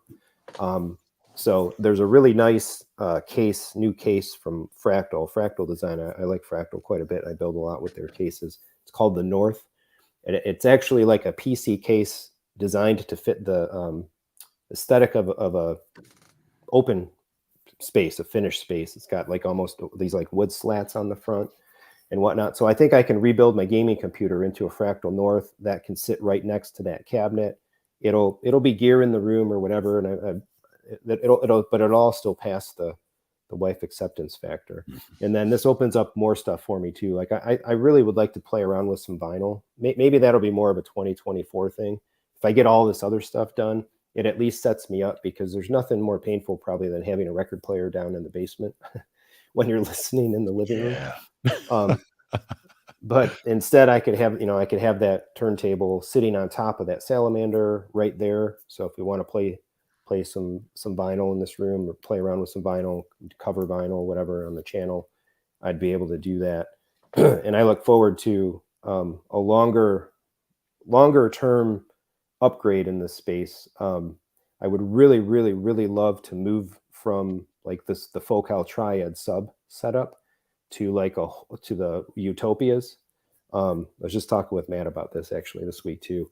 The Focal Utopias have it's the big version, top end version, but they have a subwoofer, this one right here, and these modularly go together, kind of seamlessly go together. They connect with the speak-on cable. Beautiful. And so you can get I would just do one Utopia ideally, and one of the Utopia subs integrated together makes for a single full range speaker that's basically driven by one amplifier, and I don't have to have separate amps for the subs. So my high level thought is to pick up a couple, migrate my way into this basically with an M23 today. At least gets the current focals off of the Parasounds. Hopefully it's dead silent, takes the noise floor down and all of that. But then if I'm able to make the speaker upgrade down the road, these M23s, you can bridge them and basically turn it into a monoblock. So if at some point in time I'm able to run a Utopia plus sub as a full range speaker, I could add a second M23, bridge them both, and then basically have 700 watt monoblock driving that massive line array. Nice. Whatever this is, 1 2 3 or 1 2 3 4 5 6 7, like 10 drivers off of that big M23, and it'll all be fitting right nice in this cubby, all integrated, hidden away, and just have this really, really great hi-fi setup. But in the space that we use and we're in all the time, which is the main thing I found, that I don't use my theater room other than to watch movies. I don't listen to music, and we don't do concerts and any of the stuff in there that I thought we might do. That stuff in the living room. I game. This is where I game as well. So yeah, there's a longer road there, and I'll probably do some more talking about this in some future lives as well. I was actually talking with Matt maybe about streaming together. The biggest one on the stream. So yeah, that's the big project with many steps, but I need to get this, still settle the rest of this amp stuff out. Yeah, that's I'm both envious but not at the same time of you guys, because my system is not anywhere near as complex currently, as you guys have it, especially like, both of you. I mean, I don't have a rack or anything like that. I'm just running an AVR and that's it. I mean, one day that will change, I'm sure, but for now it's what I got. You know what I like about that though is like you kind of build on the complexity. Wow, I can't even talk. You build on that complexity over time instead of everything at once. So it's easier to kind of ease into it in a way. Yeah. I really strive to have as few things as possible, doing as much as possible now. It's like, maximally minimalistic, I guess. There's another guy I've been chatting with. He's on ABS forum, Muscles ABS. He's actually the guy I bought the STR from. He's got a really great Instagram account. But we've been talking about, he's got one setup. It's a living room setup. And he's kind of migrating away from home theater in it. But long story short, he's got these like the top end Paradigm Persona speakers, the ones that are like they're $20,000 a piece. He just bought this like $15,000 Macintosh, and he's got these big rhythmic subs, and he's still got a center channel. And it's just like, man, like just go full bore. Like 2 massive tower speakers. They work full range. You don't need subs. Get some massive amps. Like get rid of those subs. Get rid of that center. Go Phantom Center. Put all that money right into those components, and just maximize the minimalism of it. And it's freeing and refreshing in a way, I think, to do it that way. That's I mean, so like, we all have a lot of stuff that we kind of plan on doing, some more than others, obviously. And what's funny is, like, just off the top of my head, those are the things that I mentioned, the receiver, the Atmos speakers, the lighting. Those are the things that I really kind of want to focus on in terms of upgrades. But there might be something else that comes up, as there always is, like halfway through the year. I'm like, what would be great, So it's kind of hard to, I don't have like a crystal ball or anything like that. I don't have a DeLorean. And keep in mind too, the more equipment that you have, the more connection points that you have in your setup, the greater the chance that something is going to go out of warranty. So if you have some really expensive equipment, and you're not prepared for the repair that may come after they are out of warranty, that's something you might want to think about. I've had some equipment, some expensive equipment, need to be repaired after it was outside of its warranty, and I had no choice but to get it replaced and repair it. You were just talking about your matrix a little while ago, your Control 4 matrix. That's exactly my audio matrix went down. Yep. So I had to get my audio matrix repaired.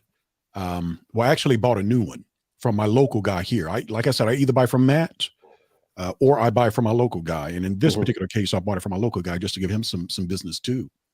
And, so the more equipment that you have, and especially the more expensive equipment that you have, just know that you're probably going to be spending some money keeping up that equipment too from time to time. Yeah, I did not want to buy that audio matrix, and I do not want to buy this amp, but it's like we have all this stuff in the house, and if I don't put these things back in working order, and it's the only way to do it, it's just dead. If I could go back and do it all, I wouldn't bought any of it. I just put a HomePod in the kitchen. that would serve the need fine, but I'm already in, so now stuck in a way. What do you do? What do you do? You continue moving forward. Yes. Well, should we run through these questions? Yeah, let's run through the questions, wrap this up. So thanks, guys, for sticking with us. We're going to run through some questions real quick. If you have any last minute questions, put a Q in the front of it so we can see what it is. We're going to probably cut it off at some point. We can't keep going forever. We'd like to, but I'm hungry. I don't know why I'm hungry. It's like 10 o'clock for you almost. I know. Live streams make me hungry. That's what it is. Okay, so we'll kick off here with Nicholas. He asked, I have an AVM 90. I think, is there a way to stream high res music like 24 of 96, 32 of 192, or if there's no difference to 1648?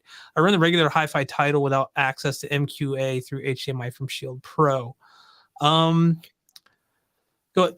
You look like you want to answer this, Jeremy. Well, I was just gonna say, I recall that he had a follow-up comment as well, asking about Blue Sound, like maybe adding a Blue Sound node or something. Yeah, I think there's a lot. Yeah, that was the one. I don't have specific experience with MQA in title. I can comment a little more generically, but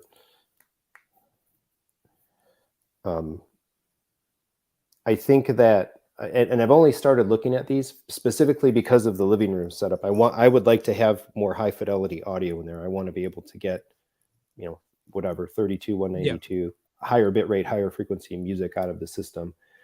My plan for that living room setup, once I have it, I think will be to take a retired iPad mini, and I believe I should be able to take out of the USB Lightning port of the iPad mini, can go USB into the USB DAC input of my STR, and then use Apple Music. And that would allow whatever the full 20, I'm going to throw the numbers off. I don't know what they are, but the 24, 192 level music streaming from Apple Music. So I think you need, in order to get those kind of rates and encodings, you need a device capable of it on the level of the Blue Sounds or some of those other dedicated type music streamers, or some kind of an iDevice like that. I don't remember if the AVM90 has a DAC input, so I don't. The STR does, but I believe the 90 might not. So you need something that'll do it over HDMI, I think. Yeah. Taurus, you have anything you want to add? You don't listen to a lot of music, do you? No, Yeah. Yeah. I don't do a lot of the hi-fi stuff. I'm mainly home theater, video games, movies, TV shows. Never really got into the hi-fi scene, unfortunately. More of a multi-channel guy. So I don't really have much. Most of the music I listen to is through Spotify, so I'm sorry. Let's see. Moving on here. All About TKK asked, do you guys respect clips for home audio? I'd like to hear from each of you if possible. So I can kick this off here. I have some old Klipsch speakers, and I honestly can't remember the name of them. They're not La Scalas or anything like that. They were about $150 at the time that they came out, I think. They're like floor standers, but they're big. They were given to me when I worked at a self-storage place from someone who moved out, and they said, "Hey, I don't want these. Do you want them?" So I enjoy the sound of those, but for home audio, I kind of talked about this before in another live stream with I think Michael, who's a big Klipsch fan, Youth Man, as some people may know him, but he's a massive Klipsch fan, and I'm kind of, I don't know, I think they're a little too bright for my taste. Now, this is personal preference. I have heard of people that like that kind of horn-loaded tweeter sound because it really cuts through. And if you have any type of hearing loss, that can actually, having something like a horn-loaded tweeter can actually help in being able to kind of discern things that you maybe couldn't. I have a friend who has hearing loss from working in radio for many, many years, and he likes Klipsch. I can't even say, likes Klipsch. Turning to Sean Connery there for a second. He likes them because, like I said, he can kind of EQ things to a way where he can actually hear the highs like he wants to hear them, that you can't kind of do with something like a soft dome tweeter or even, a standard tweeter. So that's my take on it. I've never heard a multi-channel setup in my own home, so I can't comment on that. But for stereo audio, like in my workout room and stuff, they sound great. I would say my take on Klipsch. So I've never owned them. I'll caveat it with that, and I've never had any extended listening time in any Klipsch-based systems. I seem to me, I feel like a lot of people choose them for home theater specifically because of the horns. They play loud and present, and that really strikes strong for home theater. I feel like almost everybody that I've seen, or in many cases, a lot of folks that I've seen build Klipsch systems graduate to JTR for similar reasons, right? It's another horn-based, loud home theater focused kind of setup. And Michael, right, specifically did that, or he's got a hybrid Klipsch JTR thing. The other thing that I'll say is the one time I did hear some Klipsch product was at Audio Advice Live last September. And there was something, the one demo that stood out to me was the Cornwalls. The Cornwall 4s, I think is what they are. The boxy ones, one of the newer Heritage line releases, I think, from the end of last year. And I don't know what it was. I was listening to the music that they played in the demo room at Audio Advice Live. Those speakers took me back to the way music sounded in my household when I was a kid. for whatever, and I can even tell you what kind of like speakers or audio equipment or something that we had. We always had a stereo. My parents played music to the point where like I was emotionally moved because there was something about that sound that struck me back to like some memories like that. And so that speaker impressed the heck out of me. So, TKK, you mentioned home audio. I don't know if that means home theater or if that means 2-channel. But I think even like Andrew Robinson, the personal speakers that he owns for his room, his living room are the Cornwalls. And he opts for a klipsch based setup.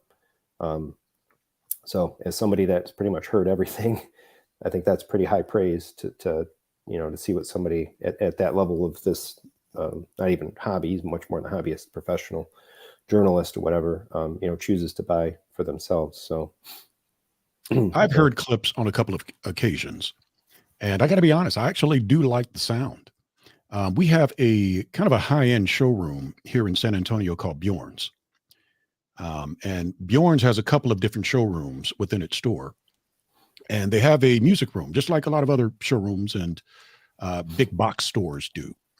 But they have very high-end equipment there. And they had some Klipsch La Scalas in there. And the person that was showing me around, he played a concert. I can't recall the exact concert that he was playing, but I got to be real with you. There was so much separation in the instruments coming out of that speaker that I was thoroughly impressed. Yes, the sound was super bright. I'm not going to lie, but the separation of sounds and instruments coming from that speaker, it really did impress me. The second time that I heard Klipsch was at Cedia back in 2016 when I went. They had a setup they had a Dolby Atmos setup, and they were displaying, I think, their THX speakers at the time. I can't recall the exact model number, but at the time I hadn't purchased my equipment just yet. I was going with Triad. Triad is what I liked. I liked the sound. And so I was leaning towards that. But after hearing those clips, I was like, man, that is a truly impressive dispersion coming out of those speakers. So your question is, do you respect Klipsch for home audio? I absolutely do. I think those that actually have those in their rooms and they're calibrated properly, they can be fantastically performing speakers. I'm a Triad guy because not only do they sound great, but they fit the aesthetic of what I was going for in my room. But I don't think those that have Klipsch should feel as if they're missing anything, to be honest with you. They're not for everybody, like Brad stated, but those that actually have them or are considering them and like the sound, go for it. Don't be ashamed of it, man. They're fantastic speakers nonetheless. Awesome. I think that answers that question. Do I respect them? I don't know. That's a hard one. I didn't answer that directly. We'll just say sure. Yeah, we all say yes. 10 minutes later, we'll all just say yes. Yeah, just yes. All right, moving on. James Andrews asks, why do you game on PC rather than console? Because it's better. Duh. Yeah. No. So for me, ready to start a war, Brad? Are you ready? No. PC war. So yeah. To me, those types of wars are so dumb. I like having all the consoles and PC. There have been a few games that Taurus and I have played on PC because it's only available on PC. It's not available on console at all. And it's mainly like co-op games and stuff that that we play there. And it's also about like it can come down to personal preference. Consoles are far more convenient in my opinion, because you can pretty much just turn them on and start playing. Whereas like a PC, your initial run through might need to require some adjustments to graphical settings to get the performance that you want, depending on like your setup. This is kind of a big question in a way because there's just so many different variables in my opinion. But speak for you personally, Brad. For me personally, I enjoy PC gaming, but I've actually gone back to consoles more often than not because my OCD likes to constantly play around with graphical settings, try to eke out a little more performance. And that actually gets in the way of me enjoying the games. So did we lose Taurus? No, I'm here.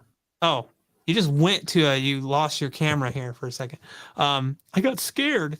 No, so that's me personally. I I find that with PC gaming, the settings and stuff and my OCD type personality can get in the way of me actually playing the game, you know, and I spend hours just adjusting settings. Jeremy, what about you? Yep. So top 3 answers: native 4K, ultra, 120 FPS, or as close as you can get to it with VRR. So performance. A high-end PC will run circles around a console, and I solve my digging myself into the hole of tinkering by just trying to buy the best components, which makes it even ridiculously expensive. Because high-end PC, a 4090, 13900K, and all of the fixings is a $4,000 computer. Yeah. But when you have that and you can just turn everything on, you don't have to tweak.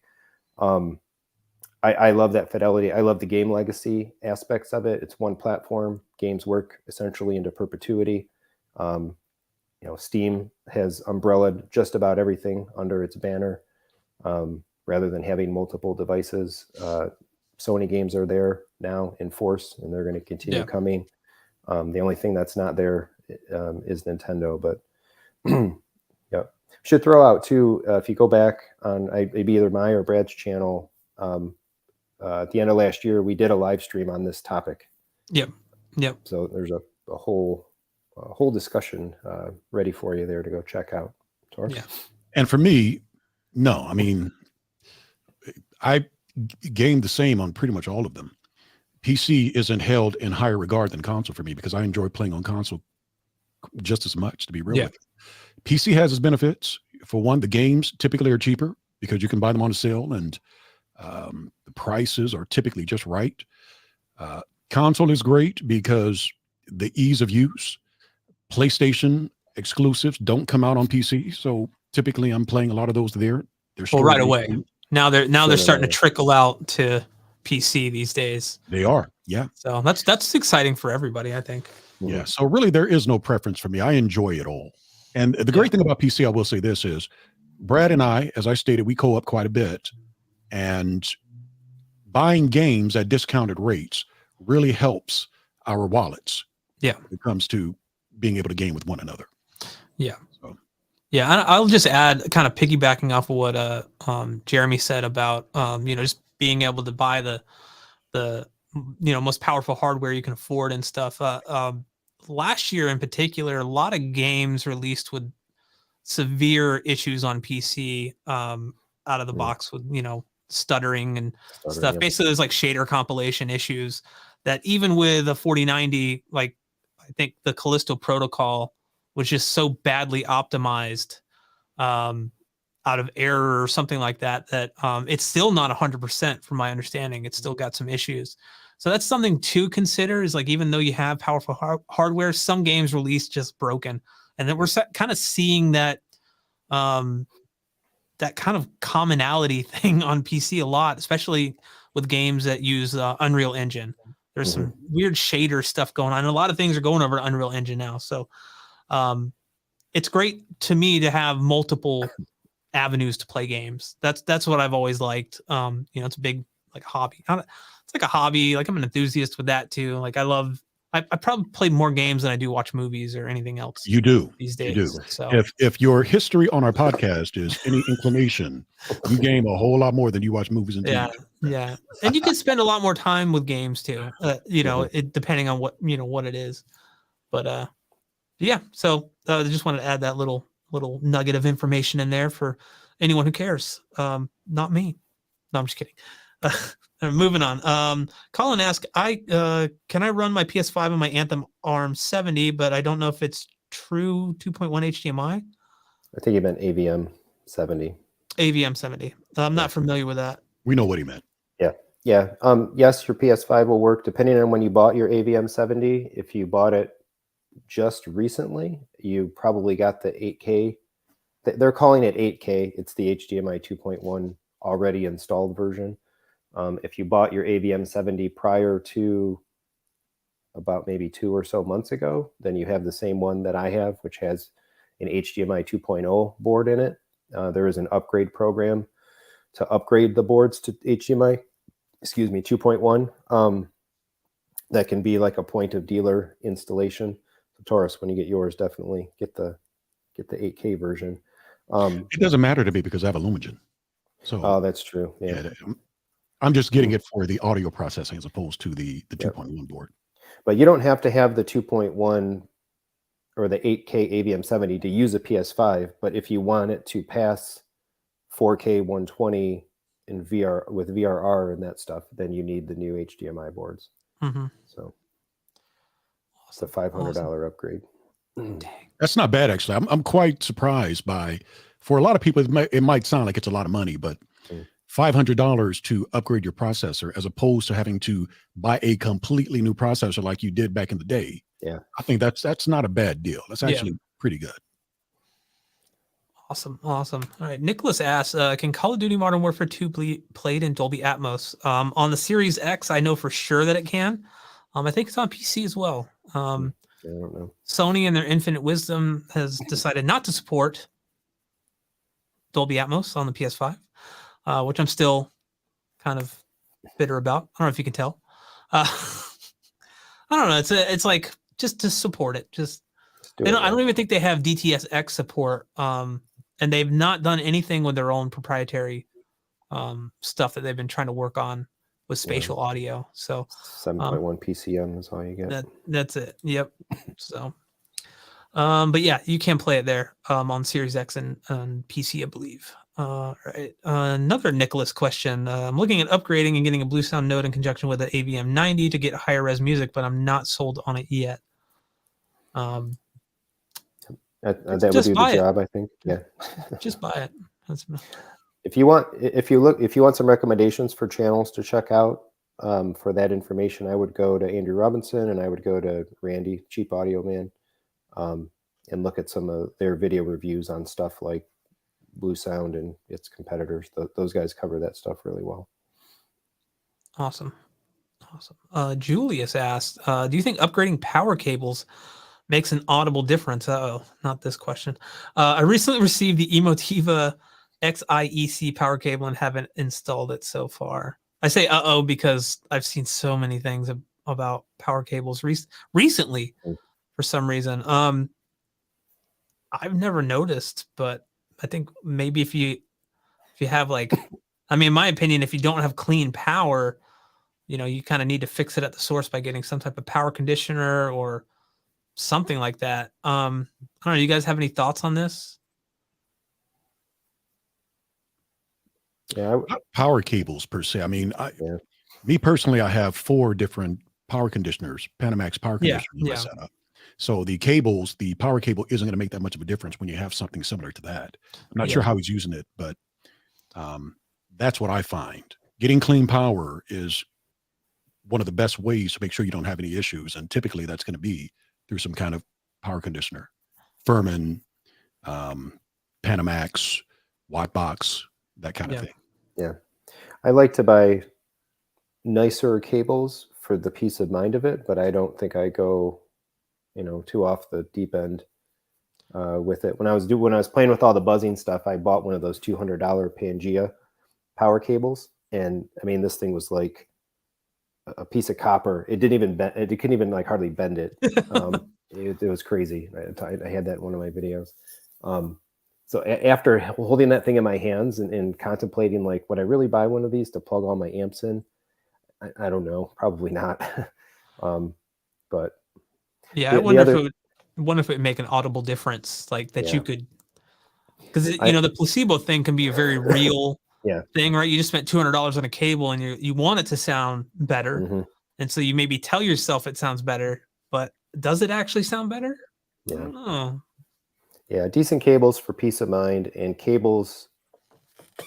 I think that one of the nicest things if you do, special cables is having custom lengths, so you're not winding up all kinds of excess cables. If you need a 4-foot cable, buy a 4-foot power cable, but you don't have to buy a Pangea.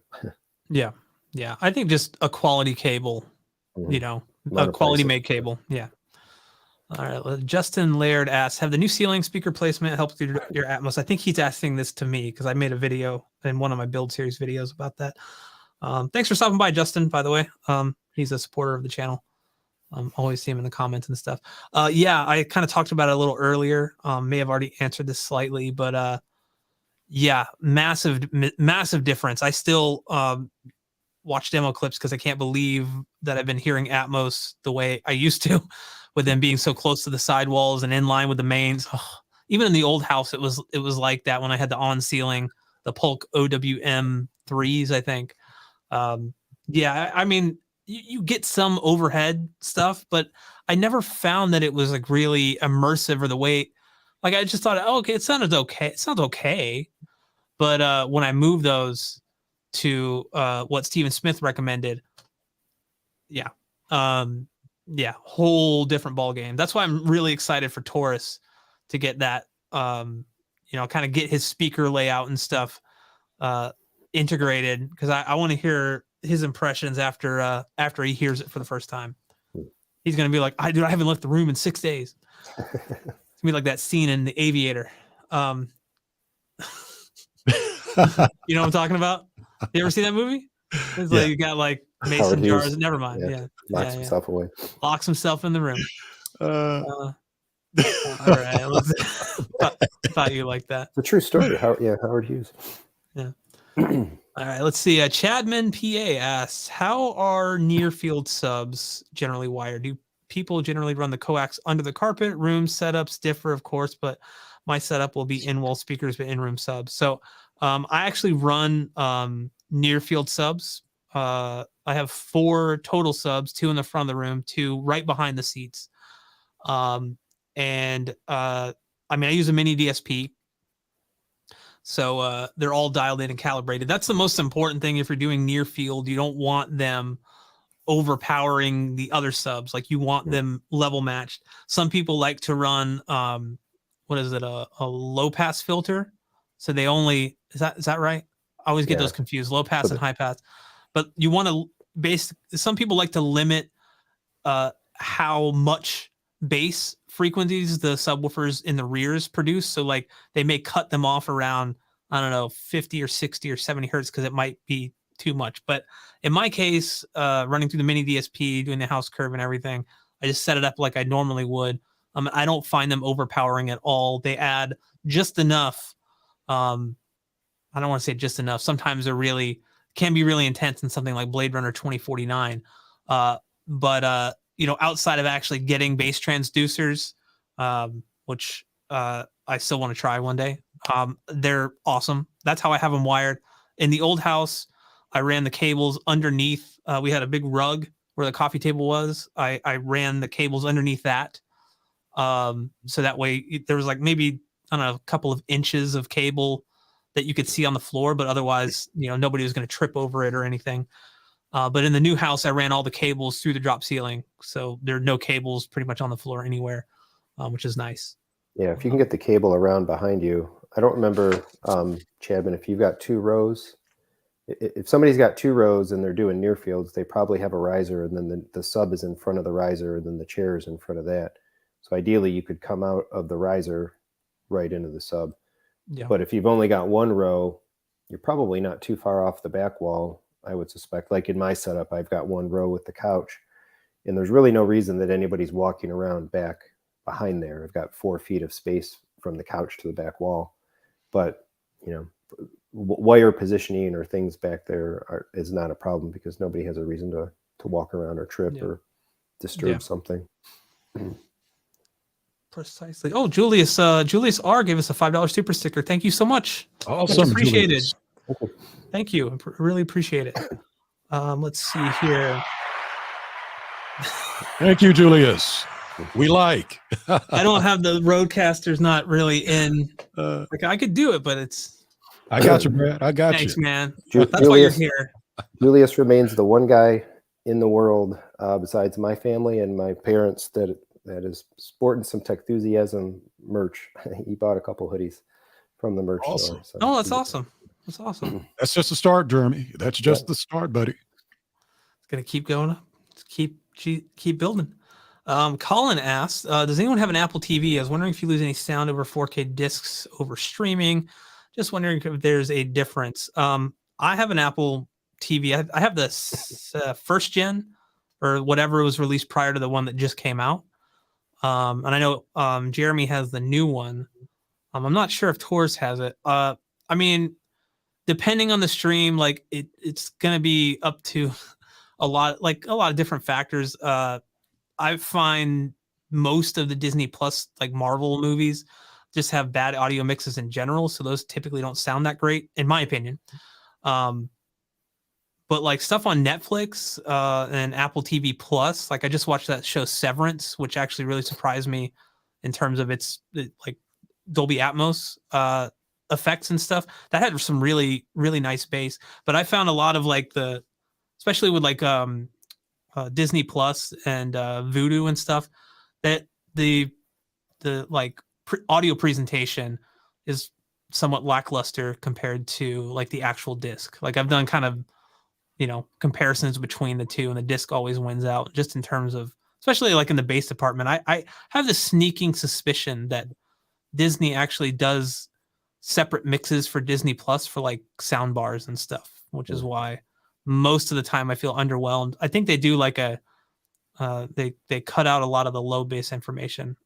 I don't have any data to back that up. I just have this sneaking suspicion that they're doing that to save bandwidth. Yeah, I've got the data.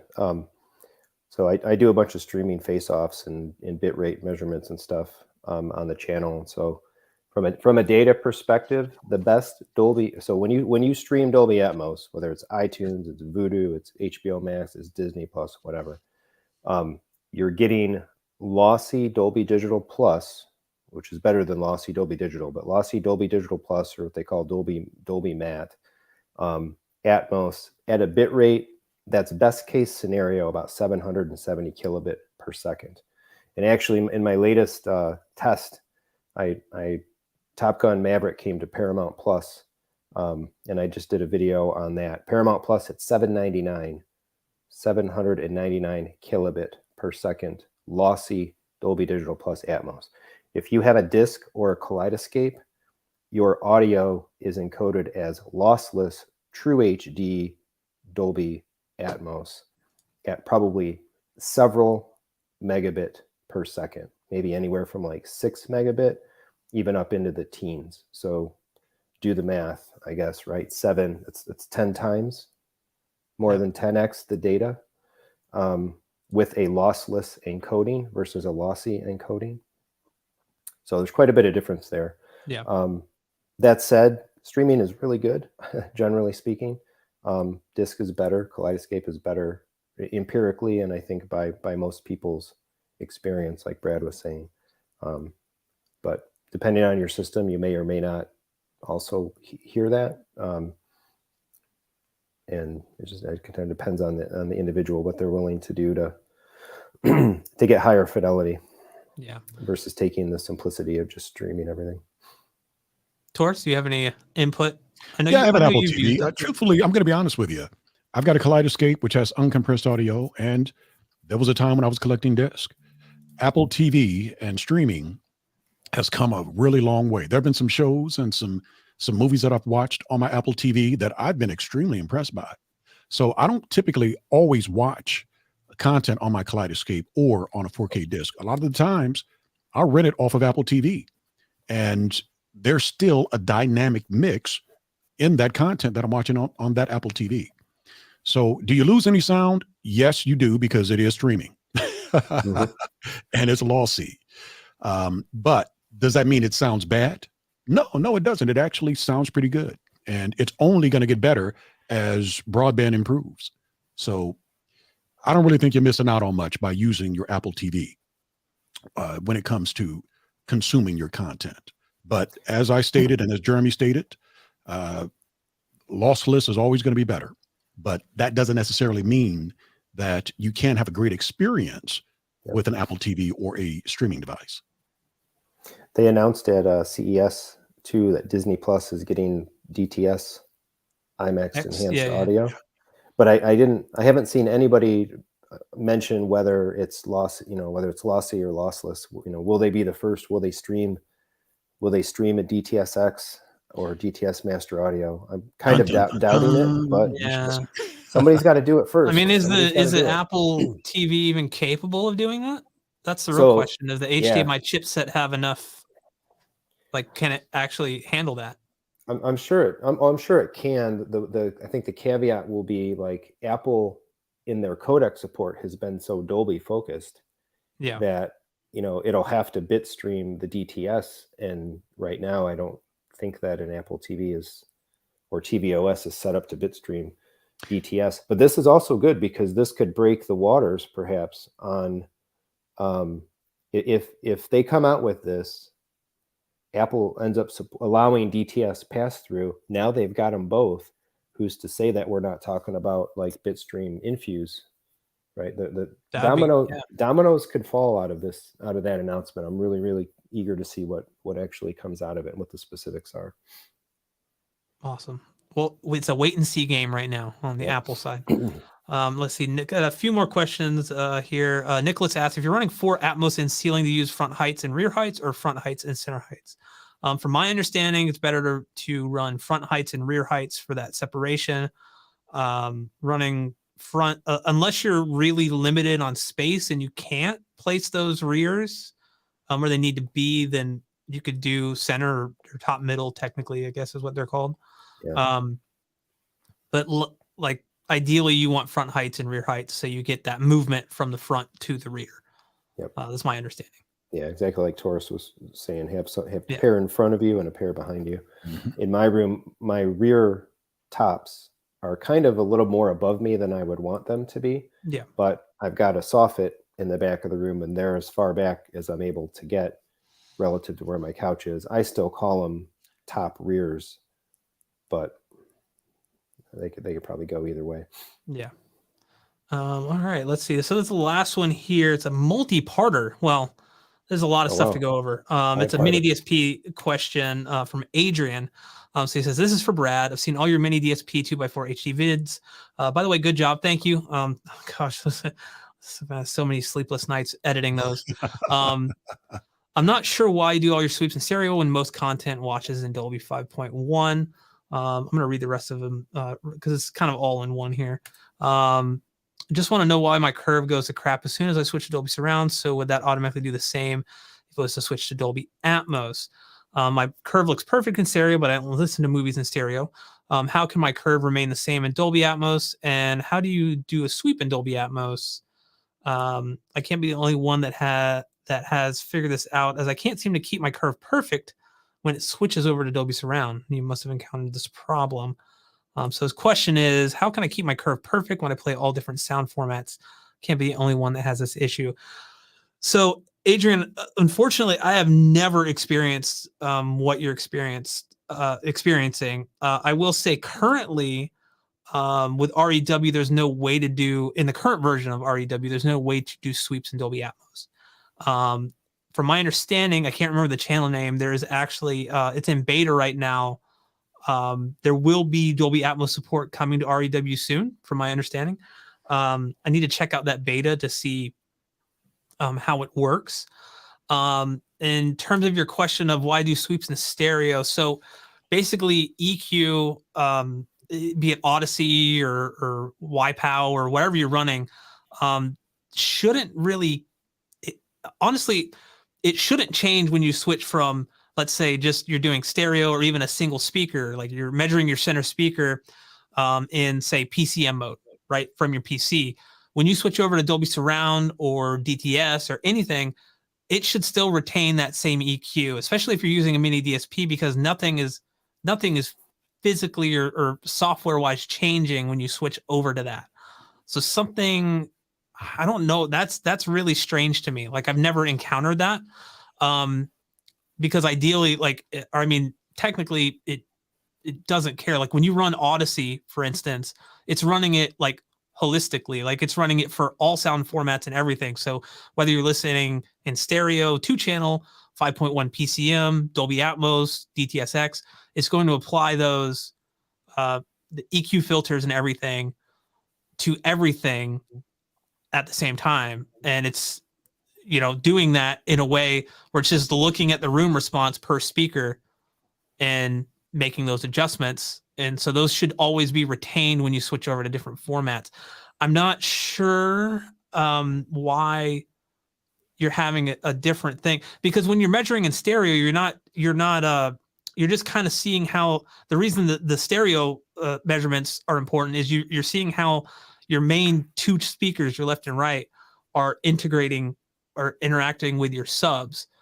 And the main reason I do that is to see how that crossover, like if there's issues with the crossover, because your front three are your main speakers, and you want to make sure that those crossovers are as good as they can be. But when you do I think I did most of the series, if I remember correctly, I just measured off of the left front. Like I level matched that and then went off of that.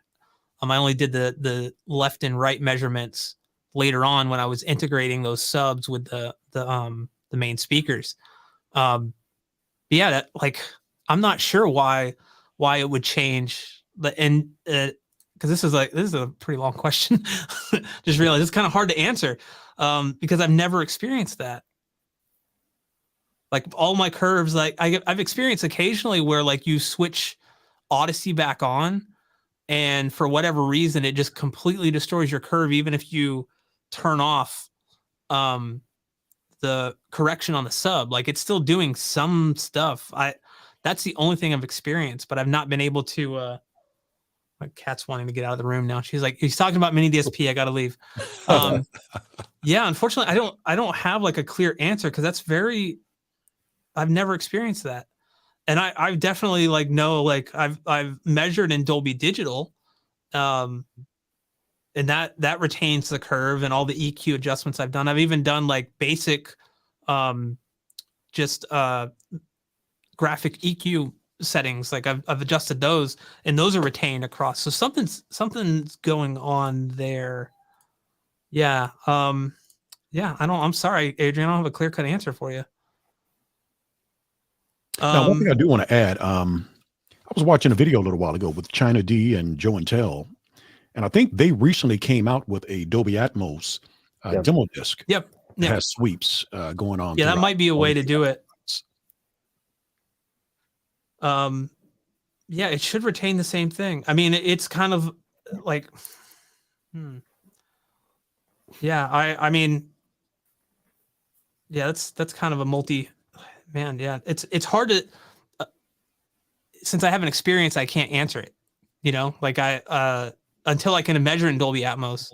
I will say Dolby Digital and even DTS, coming out of the computer, they have literally the same readout as if it was just PCM. So it's retaining them across those, and I would assume that it's retaining them across Dolby Atmos as well. Yeah, that's a tough one. But yeah, that's unfortunately I don't have any more info than that. I need to test out the new REW, and I'll kind of report back on one of the mini DSP videos, or all of them, in a pinned comment, seeing what I find there when I do that. So yeah, sorry I couldn't help you out more. I'm sorry. But I think that's good. You guys have anything that you want to add? No, you guys did a great job of covering what we were discussing today, and I got to say, I learned a lot, even hosting the show with you guys. So yeah, really appreciate you taking the time to share what it is you shared and the upgrades that you're doing. I hope it's going to be phenomenal. I can't wait to hear more about all of this. And once again, I just want to shout out Blair High Performance Solutions and Stephen Smith of Home Theater Gurus for helping me out with my upgrade setup. Really, really looking forward to getting this done and experiencing it, as Brad states, on another level. So yeah, really appreciate you guys allowing me to join you on this. Yeah. Oh, no problem. You're becoming like a regular. So it seems. Show. Yeah. I think you've been on every single live stream we've done. Look, I was thinking maybe that first one would be it, but you guys are talking about such phenomenal information and you have such phenomenal topics. I'm like, hey, I need to get in on this. Well, the check's in the mail. Is it really? No, it isn't. Sorry. It's a $0 check anyway. It's a $0 check. You get a penny. It's a residual from the AdSense that we get off of this. Hold on. There we go. See it? Nicholas, coming through, buddy. We really appreciate it. Oh, wow. Yeah. Last minute series. Yeah, thank you so much. Thank you so much. Julius, appreciate you guys. Really appreciate it, guys. Thank you so much. You. Anything else you want to add, Jeremy, before we sign off here? No, I think this was fun. I think between it's going to be a good year. Hopefully a good fun year of playing around and evolving these spaces. So watch, we'll be talking about it. We'll be back again as these projects evolve, covering them and all the places and all our channels and whatnot. So yeah, hopefully take this journey with the community. Lots of content getting out there, kind of documenting everything that we do. And that's kind of the whole point of all of this, really, is like, I want to share my experiences with you. Like I said, I'm an enthusiast. We're all enthusiasts here. I'm not a professional at this yet. One day, maybe, who knows? But yeah, just sharing my experience with you, and hopefully you can benefit from it. But thank you everyone for sticking around with the live stream. Thank you so much for joining. Thank you for all the super chats and super stickers that people have given us. Really appreciate that. And hopefully we were able to answer some of your questions. And we will, do this again soon. I think we're trying to do a bi-weekly thing, although sometimes things come up. Yeah, we'll find our next topic. Yeah, I think the next one, if I look at the calendar, would be the 25th. I will actually be in Louisiana filming a home theater tour with Youth Man. Yeah. So Nice. might be a solo Jeremy and maybe Taurus live stream. You guys can have fun. But I will be back after that. But we will figure something out, guys. Thank you again so much for joining. We will catch you in the next one. Bye.